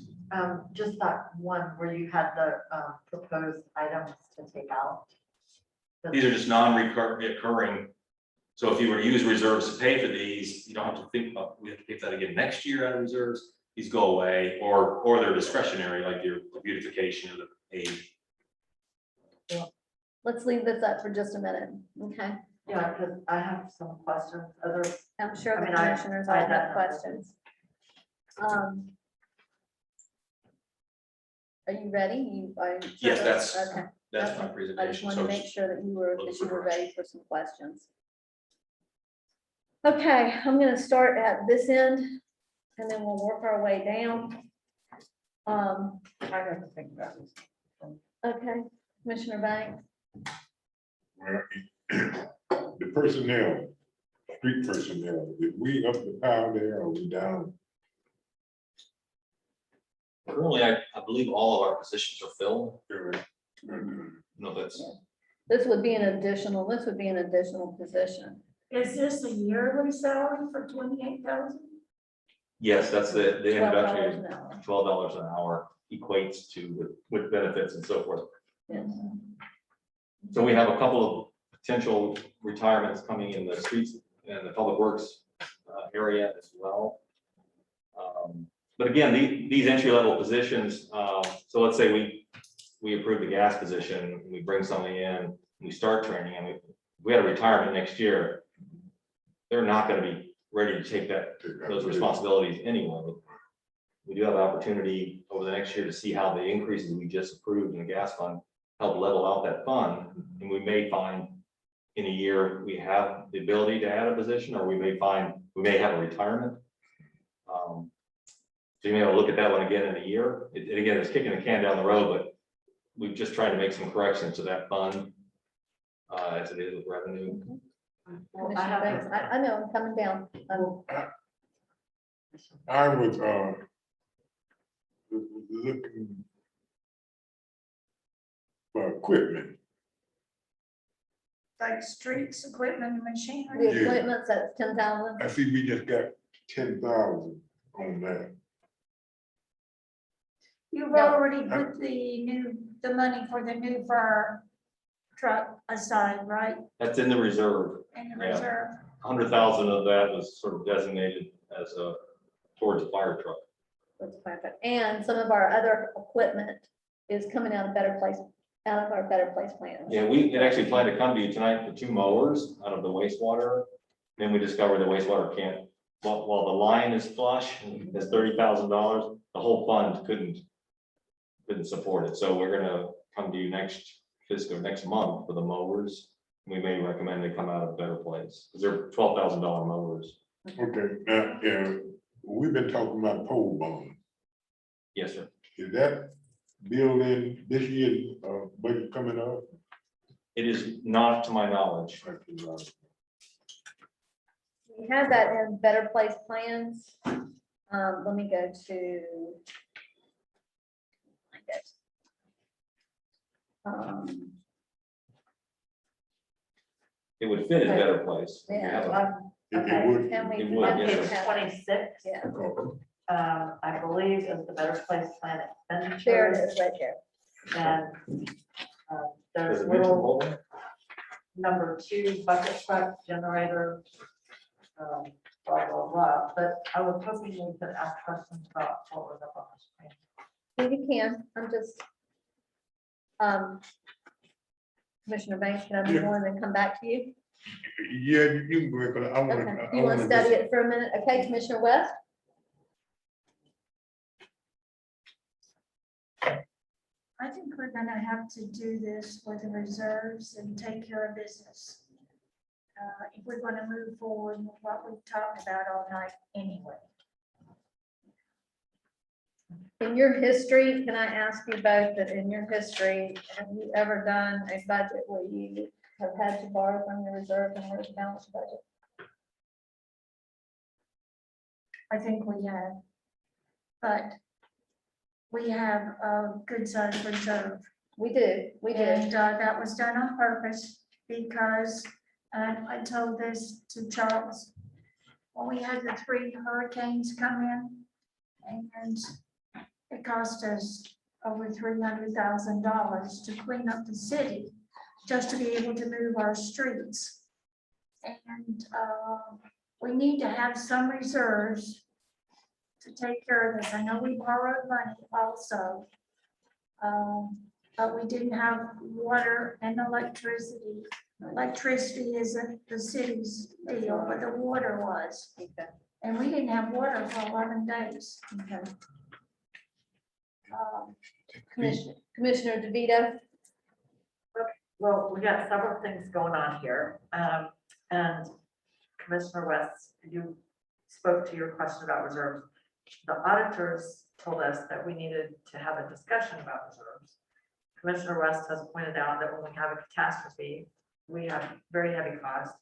And as well, what's happening now is the gas department depends on the general fund for extraordinary expenses. There was the $86,000 that we paid was because to make a repair, correct? There was the boring in a tree. Right. That is a lot of money. That $86,000, that's approaching 100. So, you know, we really, our operating expenses keep increasing. And I mean, I'm noticing we are spending, I wrote this down somewhere. It's really not a good idea to have recurring expenses that exceed your revenue. Right. I understand that that's not considered a good budget practice. We've increased with Clarion, the increase in our administrative and finance together is $154,000. So one question I have, and I wanted to look at this slide. Clarion said that they might be able to complete their work in 6 months. I certainly, because right now we're paying a finance director, payroll, the clerk, and the Clarion. The Clarion was supposed to be the finance director. I certainly would like to hear a report about how they're doing and when they think they'll be done. Because is it possible that we can shave a little off of the $39,000? As I remember, we were going to do a 6-month contract, and Attorney Asbury said, you may as well lock in the price. We have a 1 month, you know, we can end it with 1 month's notice, I think. Codification of ordinances, I'm a little concerned, and I said before, I showed you originally, I don't know how that got changed. We were supposed to put the $20,000 to our land development code, which is something that's called for in the CRA because we have conflicts. I don't know, and did we actually vote to add a streets position? No, we haven't. Okay, and my observation about the streets position is, I would like to see us develop efficiencies before we add a position. For example, and I'm not exactly sure what streets does. Is that like mowing and maintenance, Charles? Right, because for example, I don't know if we could do this, but there's a lot of homeowners who do not mow an edge to the curb. Some do and some don't. It would be very helpful if we could get as many businesses and homeowners as possible. I know not everybody will, but to mow an edge to the curb. And so Charles, I don't know if you know, so is there a different position that picks up all the garbage cans at the parks, et cetera, is streets separate from that? Actually, Waste Pro is to dump the garbage in the parks. Yeah, but our guys, Ronnie does it a lot. Ronnie does. Yeah, our guys. He and his guys, they Yeah, do it a there's- lot. Every month. they all kind of work together, so I think some of them, even though when they're not doing water fund jobs, they help with streets and maintenance, and so they. But, because what I'm saying is, we have, to me, we have an excess number of garbage cans that people don't even use. I mean, to me, we need to encourage, I think we need to encourage people to pick up after themselves. I think that it's ridiculous that we're paying city employees to pick up garbage that people could perfectly well dispose of themselves. So, I don't know, I mean. Let's stay on the budget right now. That's a whole other, okay. I know, that's a There's whole a other. way, if we can think of more efficient ways to do things and get our citizens to do part of it, could we do without the $28,000 for streets, or could we put it off until halfway through the year, for example? I'm gonna recommend, this is gonna be my recommendation to that, is that we put that off right now, Charles, if we can. I've explained to you, and we've talked at length about this, that I'm having some heartburn with us going into and operating outside of our means. So I think if we put that off, and then possibly by then in November, we will have a better understanding as to what we're going to have a carryover. Yeah, we'll know any potential carryover. Okay, and that we set this, that as we go forward, that maybe we do this in quarterly, that quarterly we come in and we have a budget meeting, even if we have to have a separate budget meeting, that we have a budget meeting, especially with both you being new, we have some new commissioners. And so that we get a good handle on this, because this is very important, and so we just really need to have a good handle on it. I think if we look at it quarterly and we don't just come in, every year in July and say, okay, let's start these workshops, we'll have a better understanding where we are.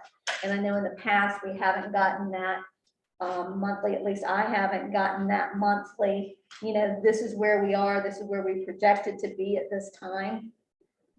And I think that's just real important. So I would, commissioners, I would say let's start off right off the bat, let's putting that one off, taking that one off. And that would be a recurring expense. Right, so that takes care of it. So I think we're missing something here. He explained that there's 2 people that are going to be retiring.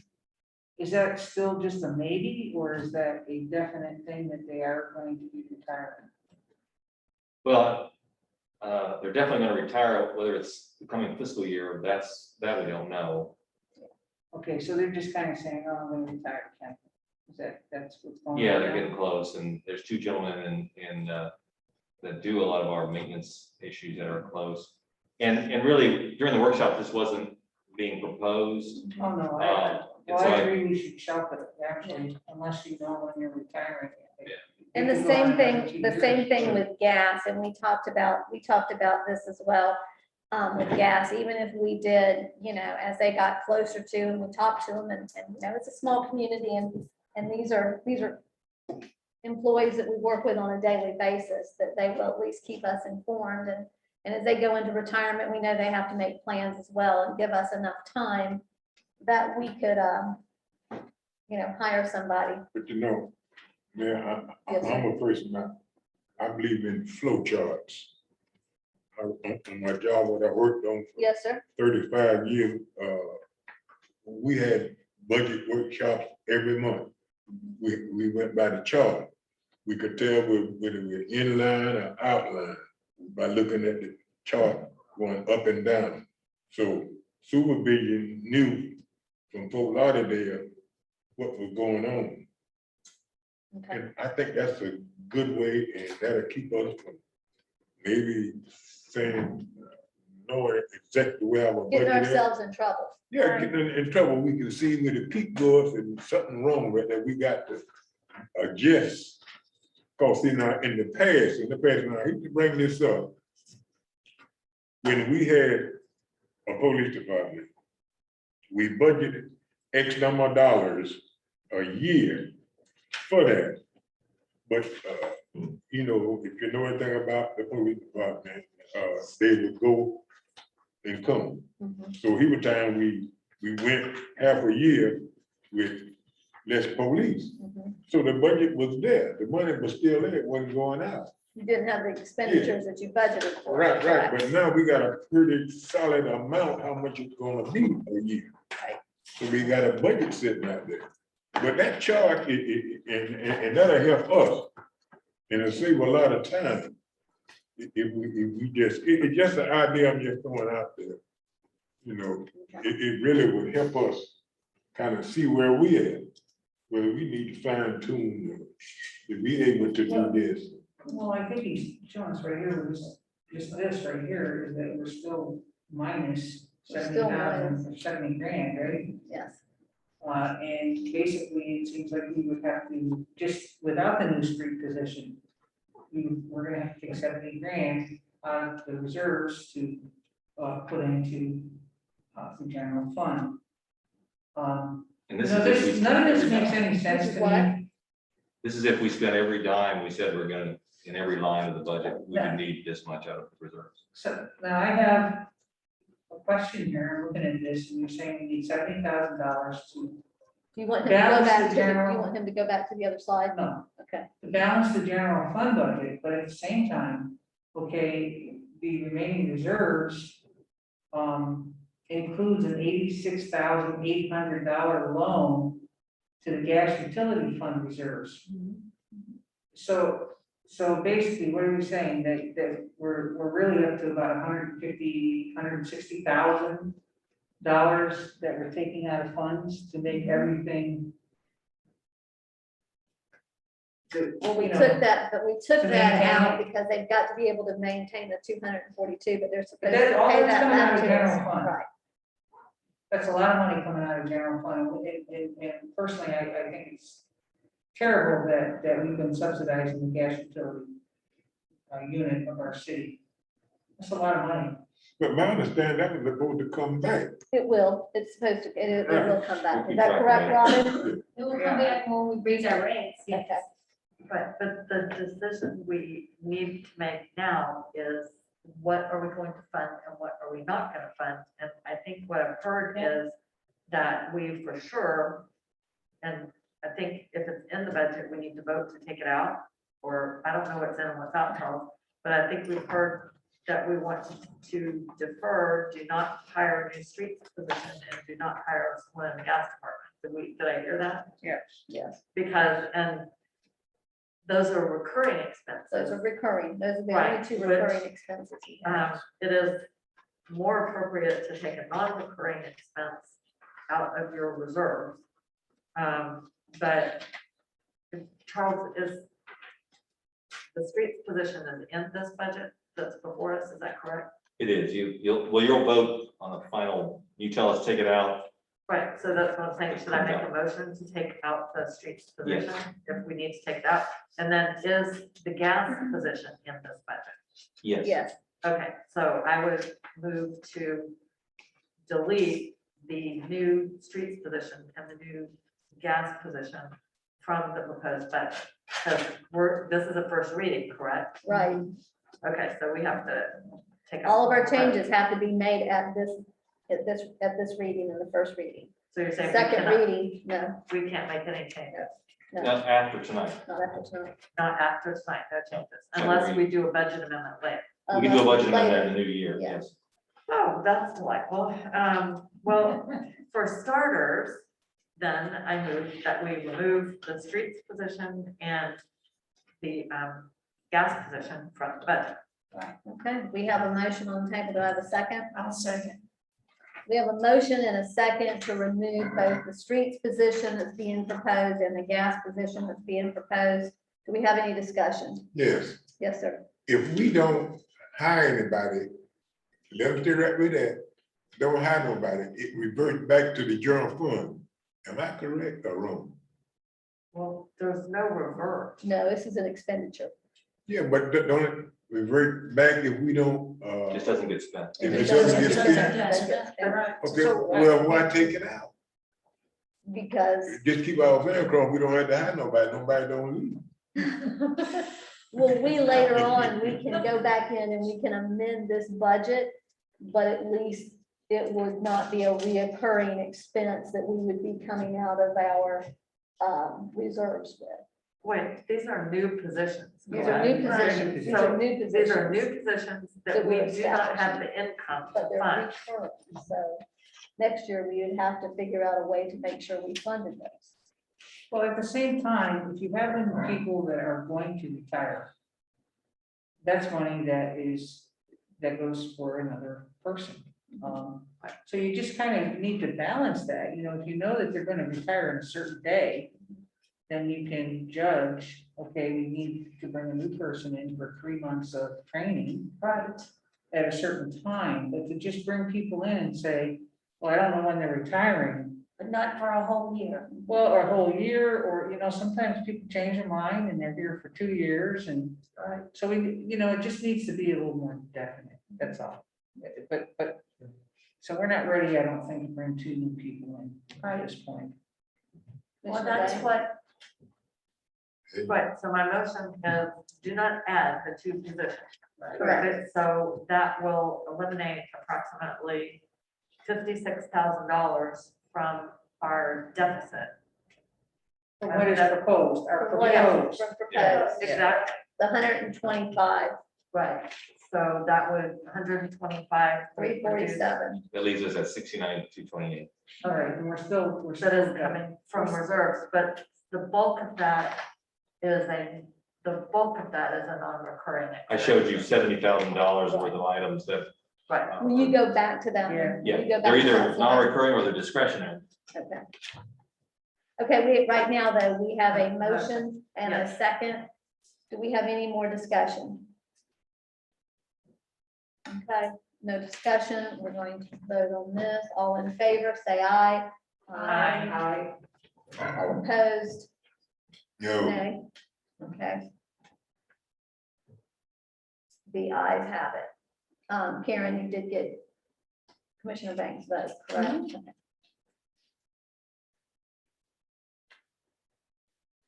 Okay, so now what we're looking at is a little under 70,000, correct? Yes. Okay. The Clarion contract, is there any way that at this point in time, I know we have to give them a 30-day notice, is that correct? Yes. And you feel it's that right now that we need to keep a Clarion in place? I do, and we could cancel them in a few months. Could we? I've been improving a lot of training for Robin, both through the Government Finance Officers Association and through Edmonds, to bring her up to speed on government finance as soon as possible, and we may determine at that point, okay, I think we're good, and we cut the contract, we give them 30 days. But meanwhile, we've talked about, I've asked her just to pull everything from them, call them daily, many times a day if necessary, to be in constant communication, to get those benefits. What the intention was, someone to watch over, particularly the government finance aspect of our, not just accounting. She's trained in accounting, but those possibly odd things about government finance that she needs to be aware of. They can alert her and guide her through the audit process, everything, be that backup. They were prepared to be the only thing for a year if necessary. We hired someone early, so now we got that. I feel like we've got that backup, and we may decide in a few months, you know, Robin may come to me and go, you know, really, I got this. We can give them notice, and we would reduce that number. And so right now, let me ask you this, would you be comfortable if we were to reduce that number to 3 months and not 6 months? And then talk to them about it on a consulting basis if we had to? Well, we could just budget for that, and Yes. we would just know we're gonna be done in 3 months. Well, Mayor, my recommendation is that we just leave it, because if we budgeted it, then we can pay it. But we can have the goal to reduce it as quickly as possible. So that would lessen the. Yeah, this is I'm worst thinking the case. same thing. Just go ahead and keep it in the budget. If we can chop some off and put some back, that'd be great. But we don't know how that's gonna go. It's best to have it there, Yes, then if you don't use it, convert it back. right. Right, but, I mean, and to me, I'm not comfortable, I mean, I think, I'm not comfortable, for example, aid to private organizations, I think $500 is to the library. I forget what the others are I think for. one's to the chamber. Right. I'm Is really. it the fireworks? No. That's That's CRA. CRA. That's CRA. That's CRA. I don't see anything else up there that I'm comfortable taking out of the budget, and I would rather see us leave these line items in and try to find efficiencies as the year goes on. Because this is money that we're budgeting, but we don't have to spend it. Right. The only thing that we have to spend is if we put money in the budget for a new position and we fill the position, then we gotta pay the person. So we've already agreed that we will not budget money to advertise those two positions. But I'm not really, the other things up there, I think we should leave them in the budget and then work as we can to create efficiencies where we can find that. This is worst case. If we spend every dime of every line in the budget, we would need 70,000 or 69,000 in reserves. I don't. And our aid to private organizations, the average on that is 1533. The prior to 19 and 20, we spent 1,000. 18, 19, we spent 1,600. So we put in there 2,000, and I'm not sure if, I guess that's taking care of the chamber.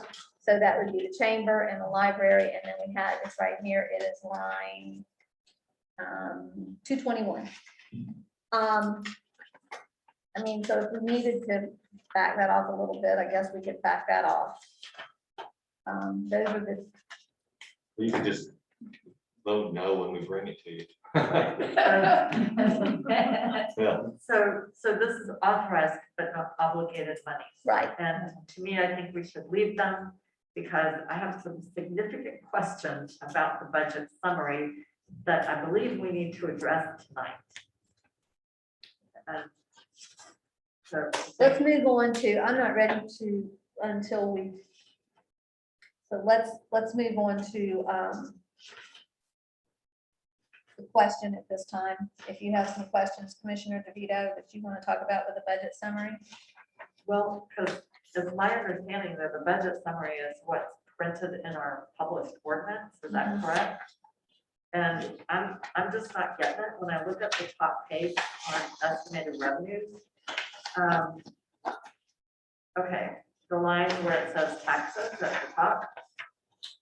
That, if I understand this correctly, that's supposed to be ad valorem taxes? Yes.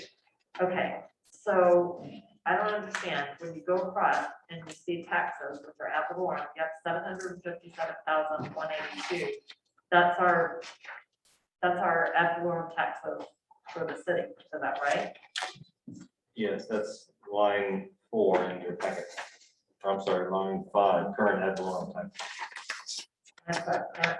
Plus delinquent ad valorem.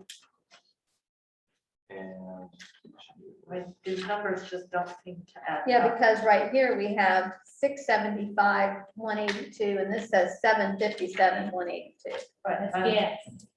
No. No, look at. Okay, well, hang on. So I don't understand how you have ad valorem taxes in a column under the gas department, and then under the CRA for ad valorem taxes. so it's not ad valorem. It's all taxes. I'm looking at the summary. The 757, 182 is a total of lines 5, 6, 7, and 8. And again, this is how it was set up. Gas is lines. Go back to the gas.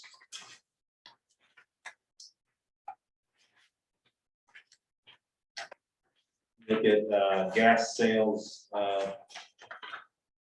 That'll be lines 392, 394,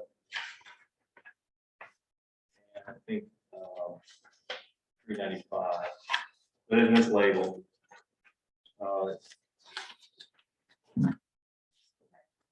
I will just say, I I don't understand this at all. I've never seen a budget summary that didn't have ad valorem taxes broken out.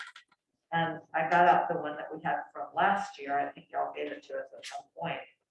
It makes a lot more sense to me. We could break up the taxes by type and have more of a breakdown. They did lump a lot of all the taxes into a variety of tax types into just taxes. It Yeah, did. I think they Ad had that valorem for space. taxes, last year it was ad valorem taxes, sales and use taxes, franchise, utility taxes. So But- it Well, we had do it all, have that. it had it all broken. I know, but it did have it. And this electricity franchise is actually also the garbage. Those are combined. So we could break that out as well for when we advertise that. The total won't change, it's just how it's broken down. Okay, but this is my difficulty here.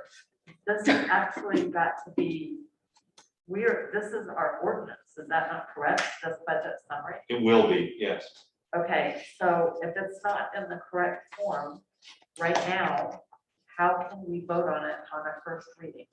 Well, you're voting on the total amount of taxes we project. Various forms, and you see the detail in your budget packet in these spreadsheets. It's all there. It's over 8 different lines. I think probably for space, Ms. Peacock may have consolidated down to this taxes so that this would fit in the, in the ad and on the ordinance. I don't know, just guessing, maybe the whole thing was much more boiled down. There were only 3 columns, and a lot of funds were combined, so I didn't break out the revenue to that level of detail, but we can certainly do that for the finished product and bring it back to you. And what we advertise in the paper would be much larger ad. May I ask a question to Bobby? Mayor? Yes. Okay, Bobby, can we vote on this if it's not in the final form that it's supposed to be in on the first reading? What are we doing? I believe it needs to be in its final form 10 days before the second reading and the adoption of the ordinance. Because we're adopting changes tonight, so what you have in your packet wasn't going to be the same. So we have the ability to change Tonight. tonight. And once we change this, we've got to advertise that, and we've got to have it advertised for 10 days prior to the adoption. prior to the final adoption. Right, because I don't know how everybody else feels about it, but I think the way it was done last year and the prior years is much easier to understand.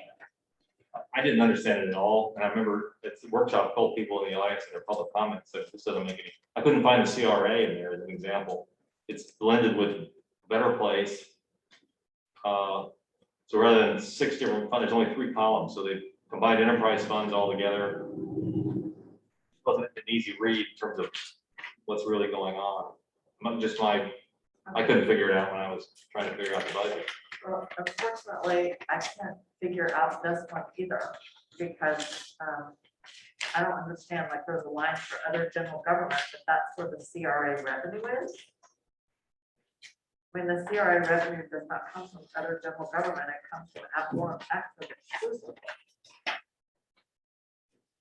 But it's not a new source of ad valorem, it's paid out, it's an expense of the general fund, and that's where the ad valorem is shown as a revenue source. But we could, it's a will of the commission, I can add a lot more detail to the revenue side. Expenses matches the spreadsheet, each department and fund on expenditures. I modified that to match your spreadsheets.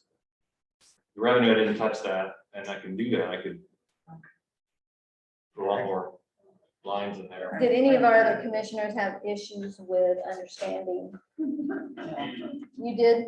Okay. Yeah. Commissioner West, you want to speak to that? No, it just. He's explained. Yeah. He's explained, so that's fine, and Bobby's explained. Okay. I think it makes sense. It what? I think it makes sense. What do you Commissioner think? Banks? I'm good. Yeah. You're I'm good with it? Okay. Commissioner Burton? I'm good with it. You're good with it? Okay. Commissioner DeVito, do you feel better about it now that he has explained it to you? I don't feel great, but I feel better, yes. That's fine, sure. At this point, we have to do what we have to do to get it done. And if the attorney is okay with it, then I'm okay. We have 10 days to. fix that if we'd like. No, we don't No, have we 10 days, don't have we gotta 10 fix it days. tonight. We got to deal with it. And because she's gonna have to get this in probably tomorrow to the paper so that it can advertise for the 10 days that are necessary. I think part of the problem is it's in 2 pages. Yeah, And so And- it's and last tough year to it go was- back and forth. yeah, because you did it. Yeah, you know what I'm saying? That's what really was See, the if it problem. was like that, it would just be easier, just like this one. This was from last year. Exactly. So one page always looks better. It's easier to read. It makes more sense sometimes. So, I mean. if we See, could put Charles, all the this difference, on- this was last year's, Yeah, one page. I had to go 2 pages. You had to go 2 pages.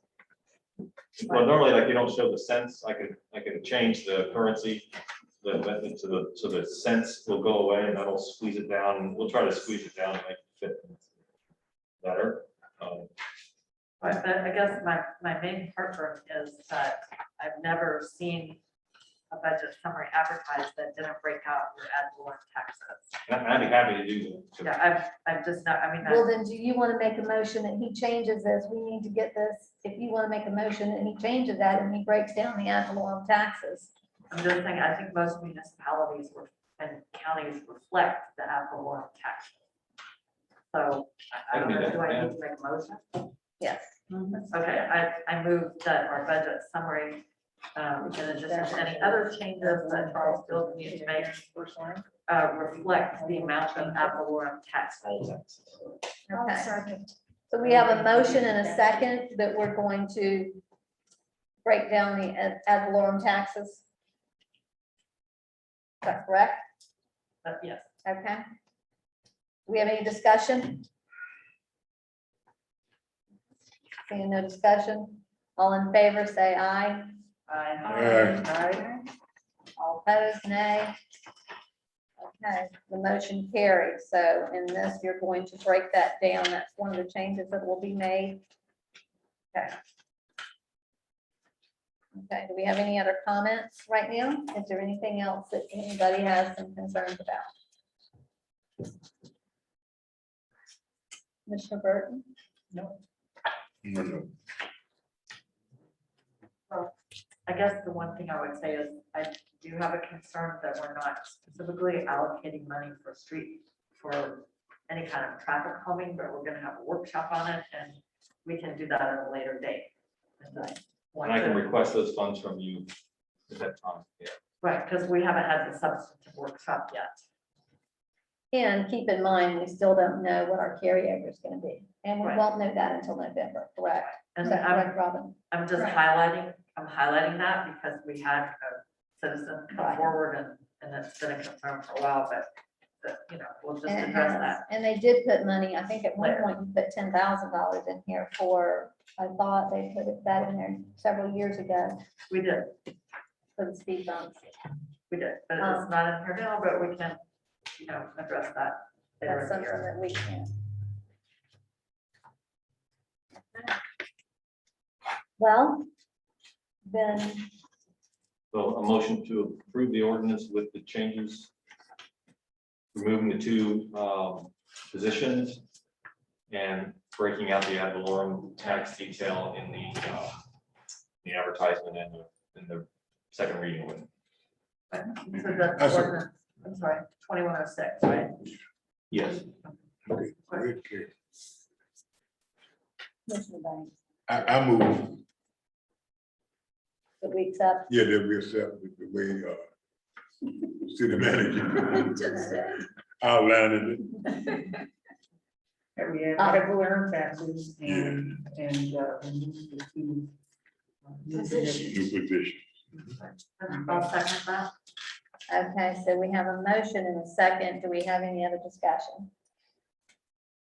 I just want to make sure that we make it very clear that this is, of course, a document. Just because we have it in here does not mean that we have to spend that money. It's a guide. It It's guides a our- guide, and it can move on us a little bit. but we don't have to spend that money. So, and we would not be pulling out of the reserves until we needed it, correct? Until those expenses came up. Correct. And that, the amount we pull will be reduced by any overage from the current fiscal year. From the current fiscal leftovers. year. Okay, I just want to make sure that we have that clarification. And these are non-reoccurring expenses. I want to make sure we have that clarification as well. All of these are non-recurring expenses Or discretionary. or discretionary. Okay, so right now, we have a motion to accept this budget. And we have a second. All in favor, say aye. Aye. Aye. All opposed, nay. Okay, motion carries, the budget has been accepted. Both of you, Charles, you and Robin, thank you for picking up the baton. I know this has been a very grueling, and Charles, for you, for the first month starting, just, but it's probably taught you a lot too about the city. But it's, hopefully as we go forward, you're gonna have a little bit more guidance and direction. And I look forward to it as we go forward, and I do want to emphasize that we, the commission, need to stay on top of the budget. And so I would like to see us get a monthly report, and our charter does call for that. Yes. So, May I make a comment? yes, ma'am. Charles, you've been doing a superior job in such a short time. Thank you. Very, really have. Not coming at you, huh? And she had, But I know, so yeah, she really have. She, Not coming at you. hey, and Karen. I'm asking Karen for one more job. All these dates we set tonight, We'll get you. I knew he was gonna ask. I knew he was gonna ask for it. Okay, so let's go back to our, if we want to go back to our agenda, now that we've gotten this out of the way. Yeah. Real quick, at Oh, Masonic you're Lodge. before midnight, so you're good. You're good. Take as much time as you need. Update on the Masonic Lodge, we have boarded up the building, the sheriff's office has posted no trespassing. We're still waiting for the asbestos, getting an asbestos report. And then I did reach out to Florida Victoriana, did get a response back, they may be interested in the building for salvage, the wood and the features and so forth. If not, then they can recommend other companies that do that kind of work rather than just busting it up and putting it in the dumpster. Update quickly on the lift station. And I do want to say this, Charles, as we go with that with the Masonic Lodge. We walked through the Masonic Lodge and it was in much worse shape than I even anticipated it to be. But that was Keith's recommendation. And, rather than do that in such a way, and especially knowing the history, knowing that so many people are interested in this, that if it could go to a salvage company and it be salvaged, those parts be salvaged, that he would like to see that happen. I just want to credit him to that, because that was a recommendation he did make. And it would also save us possibly some money if we determine that we're going to demolish it. you talking about the Masonic Yes, Lodge sir. right Yes, on sir. Main Street? Yes, sir. I walked through it. Yeah. I even went upstairs. I saw your name. Yeah, I'm glad you're here. I saw your name. It was carved in one of the benches. I probably paid for it. Update on the lift stations, as you heard in public comment, there was several agencies called about the lift station. So the state came out and did an inspection of all of our facilities. And they gave us a to-do list. We're not fined, but they give a list of things they want us to do, everything from adding the signage, a little bit more signage, testing the alarms and the lights, making sure there's fencing and or locks, all the lift stations. And then they gave us a form which we did fill out for the incident form. And they request that we report all spills less than less than 1,000 gallons to the Northeast District. So we have that to-do list. We've begun working on it. And then I believe the lift station in question, there's an electrical panel. We're still waiting on the panel to arrive. They expect that by the end of the month, I believe. A tree hit that A tree lift demolished station a it. couple of Saturdays ago. Now it's probably been a month and a half It's been a ago while, during one of the storms on a Saturday. A tree fell on it and hit it. They were able to salvage it as far as in working condition, and according to Keith, I think, what did it lose? 100 gallons and 1,000 gallons of water. I mean, Yeah. okay. But this fella, these two gentlemen what came in tonight, talking like this been going on sometime, not just. Well, I think they meant it's recurring. Yeah. Every time there's a problem. And what my understanding is that long ago, when it happened, it would back up into the home. The two houses. Now there's The one house. it did Pop-off twice. valve, so it pops off out in the yard and flows rather than going into the home. So it is better than it was, but it may not be ideal. So I'll meet with them And they were having a generator problem with it, I think, at one point, but then they got that worked out with the generator. And then as soon as they got that worked out and thought they had it fixed, the tree fell on it. Yeah, so, the phone system, we're looking at, we're currently not under contract for a phone, and Windstream has made a proposal that if we will sign a 4-year contract, they'll give us, it's over a $6,000 credit, which is essentially free phone service for about a year and a half. That is some budget relief right there. We would need to stay with that for 90 days. Our desire was to switch to a cloud-based phone system, so we're not subject to lightning strikes like happened about a month ago or a few weeks ago. But we would need to stay with what we have for 90 days to take advantage of the credit. And then our credit would help us pay for the new phone, the actual hardware, when we upgrade it. It'd be less than $1,000 for the phones. And I have one more conference call with them before we agree to switch to that. So then we'll, in 90 days, we'll get new phones. But meanwhile, our phone expense will be zero for about a year and a half. So that's nice. Real quick on the Inspired, we have completed the email migration. Again, apologies for the email. Apparently the emails that were not up were ones that were not given to them to bring up. So we rectified that. They have installed a new firewall, was delivered and deployed. 2 new switches as well have been delivered and installed to replace the old damaged switches. 5 new wireless access points have been delivered that allow better wireless coverage within City Hall. 1 controller has been installed, which managed to unify the switches and wireless access points. 1 new data backup server, I don't know what that is, but it's been deployed to back up the server. And UPS devices have been deployed to support computers and networking equipment in case of a power outage. So there's an uninterrupted power supply for the computers.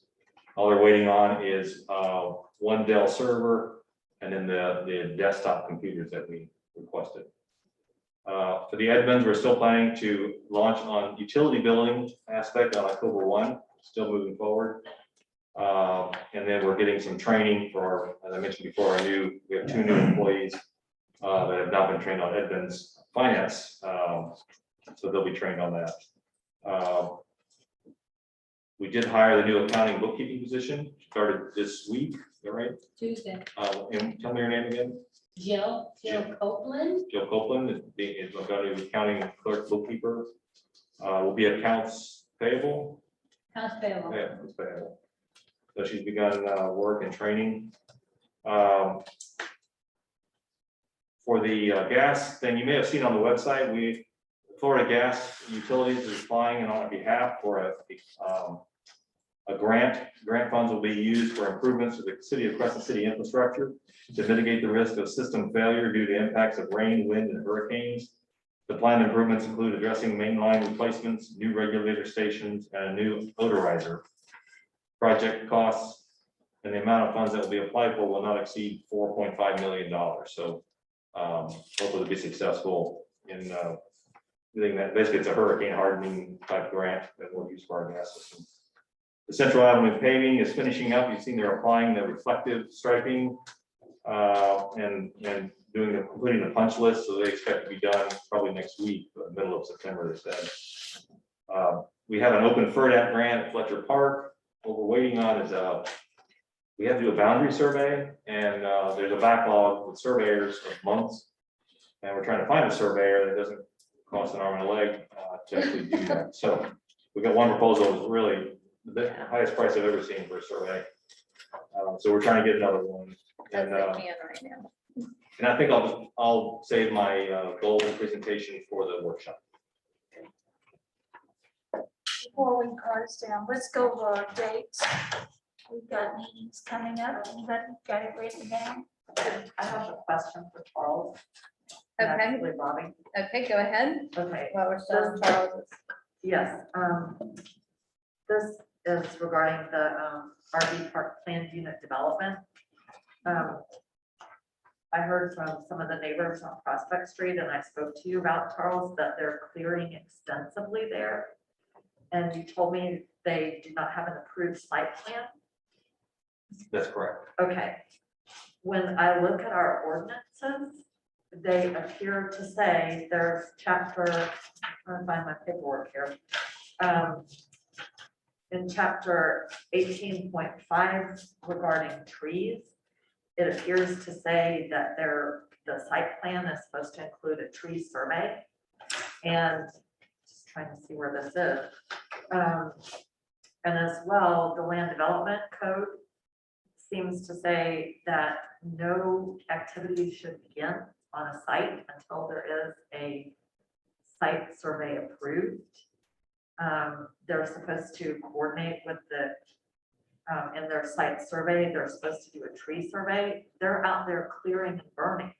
And as well, the approved project says that there's supposed to be a 25-foot buffer, including natural vegetation. It looks like they've cleared up to the property line. And there are provisions about identifying trees to be kept and specific protections for those trees on the site as part of the development permit, the site development permit. None of that's being done. They're just clearing. So what is, I don't understand, and maybe Bobby can help here, but if they're supposed to be having a site development plan before they do any activity, why are they out there clearing and not complying with potential requirements that would need to be in the approved site plan? Well, when I spoke to them last, I asked about that. I said that's when they told me that they were moving, selling the pine trees and trying to create some access to actually survey the property and. Okay, they're not creating access to survey the property. They have cleared up to the sidewalk. There's just a few trees left.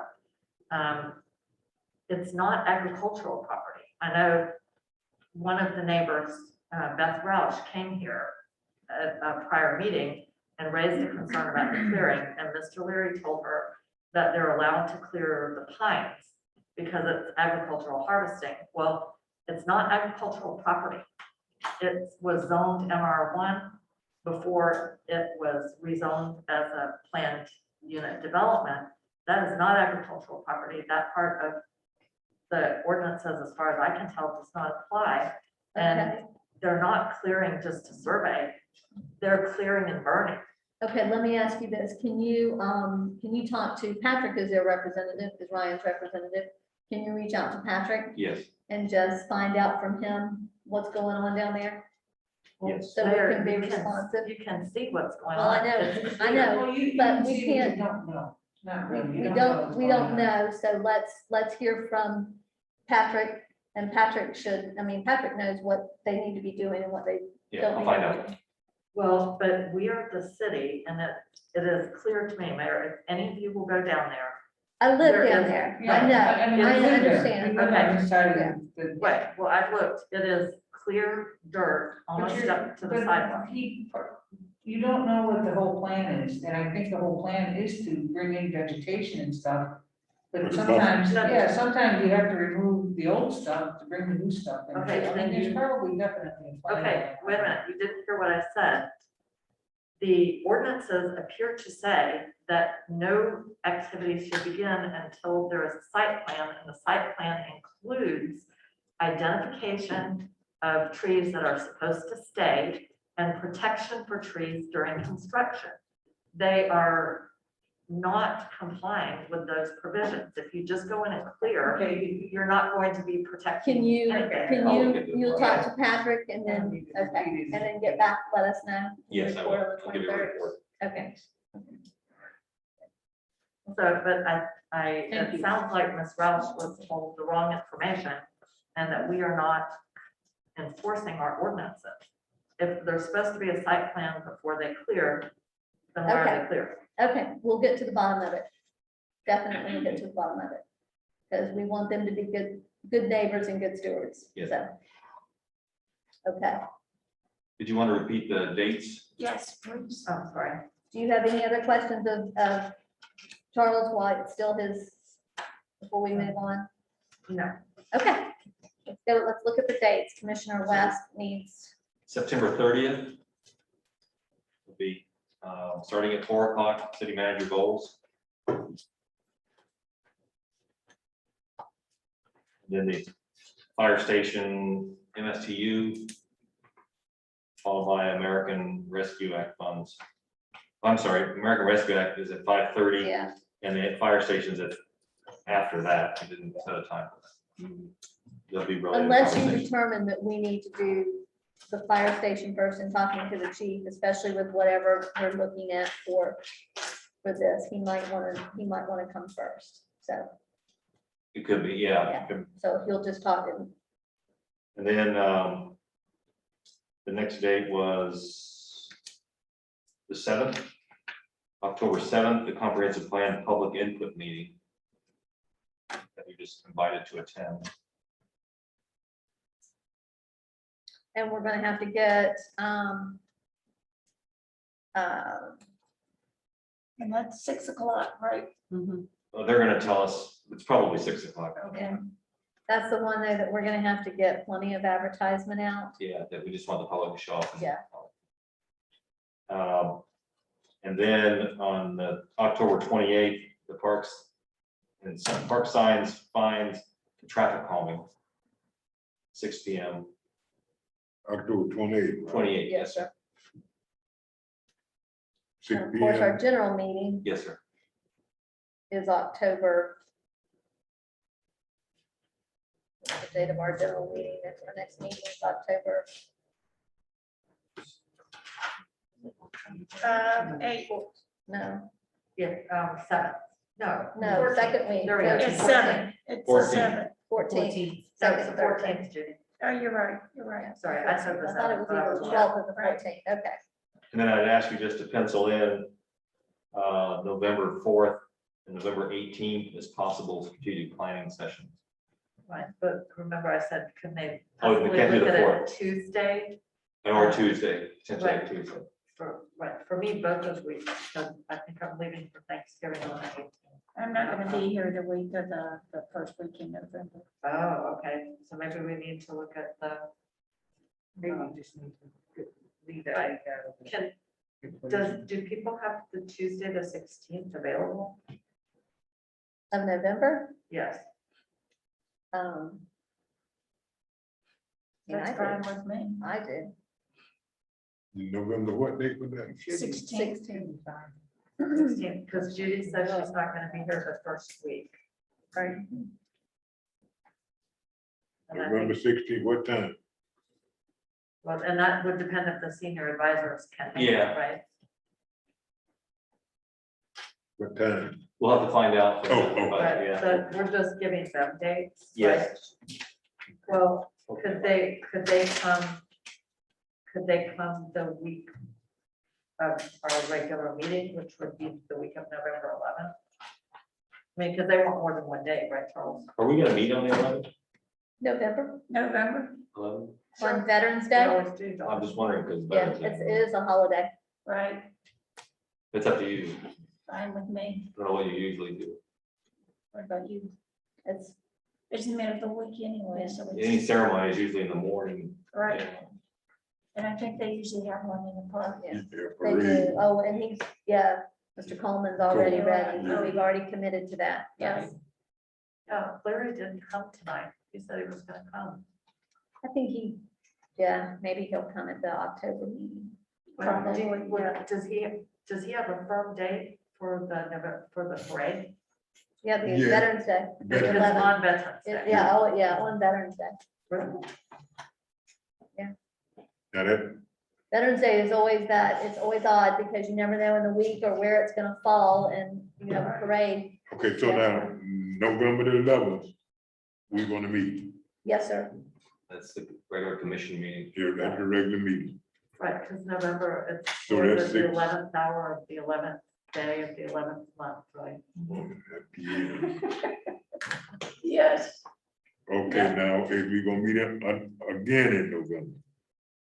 Well, we have to Possibly. hear from the We have to senior hear from them, advisors, but possibly.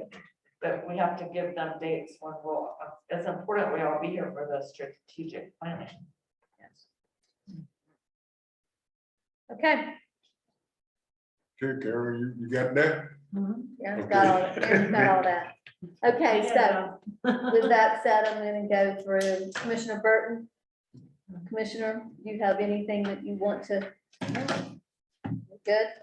I'm good. Okay, we got Commissioner Banks.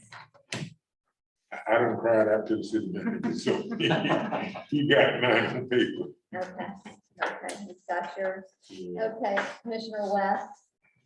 I would like us to consider in the future setting some fines for those who let their dogs run loose. I've been having complaints given to me, and right now, well, in the past, we would have the police would pick them up, hold them, and then the county person would come get them. But our sheriff said, no, we're not doing it. So that's okay, and I don't blame them. But we need to do something so people understand that we have so many walkers, particularly on Lake Street, the people that walk it all the time.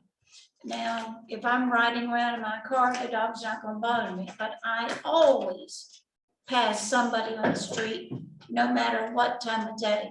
But we have some owners who are letting their dogs go out and be ugly with people. And we don't have any fines attached to that ordinance. That's something that was brought up at the last meeting as well, as far as dogs. Yeah. It's been brought up a lot lately because we seem to have a lot of stray dogs that are. for We some do, reason. we do.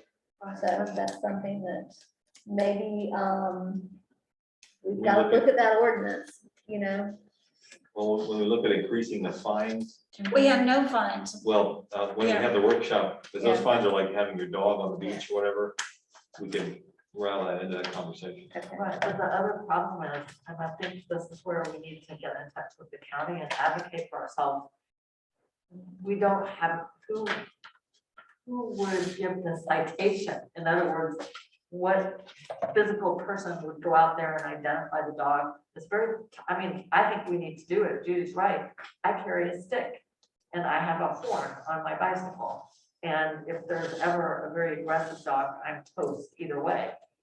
Most of the people I encounter walking carry some kind of stick. Mace, or some pepper spray. But it's a concern, but I guess what I'm saying is we can get a fine, but how are we gonna? And we've talked to, Gonna do. Colonel ticket? Wells, remember at the last meeting, we discussed that, and he was going to talk to, I have it in my notes. He was going to get with our animal control, with the county, Okay. and he was supposed to come back and work something, so we'll remind him of that. With Yeah. Colonel Wells. Because I mean, there's I two have it parts. in We my gotta notes. have the fine, but we have to, it's hard to track down a dog. Right. And they did say that if it was an aggressive dog. Yes, That yeah. they would by all means. But then it's too late. Right. By then, somebody's been hurt. Exactly. Commissioner Banks. I'm sorry, this was in my mind, and I think that we need to educate our citizens that live within the city limit by putting something in the water, gas bill about the garbage. some of them fail to put the garbage outside the road on the right time, and they put stuff, and if you ride through town on Saturday and Sunday, you see, People have put their garbage out. well, they do better than that. They buy new furniture, and put the old furniture out. You ride through town on a Sunday, you say, well, what in the world going on in Crescent City? But we got an opportunity to write that down and put it and stuff it into the deal, so they'll know.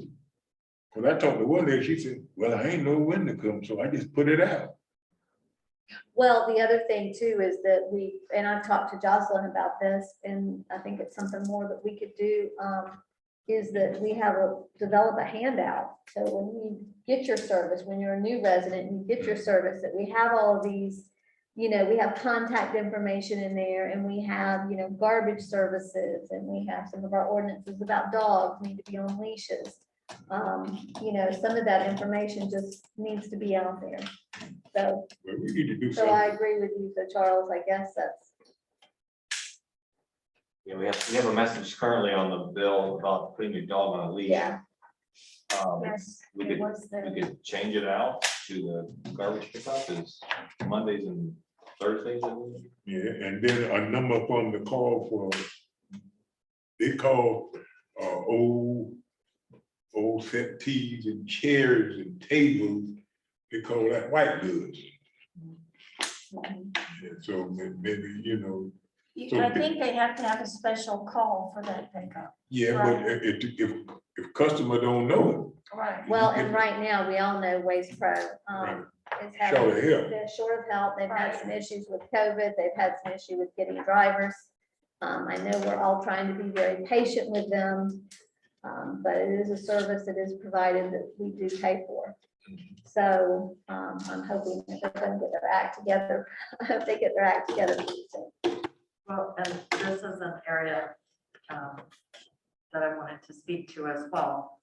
I was the one that asked, can we please get with Waste Pro, because we hold the contract, and people we are not communicating with the public. And to me, if you want to make it worthwhile to people to live in Crescent City, then we need to give good customer service.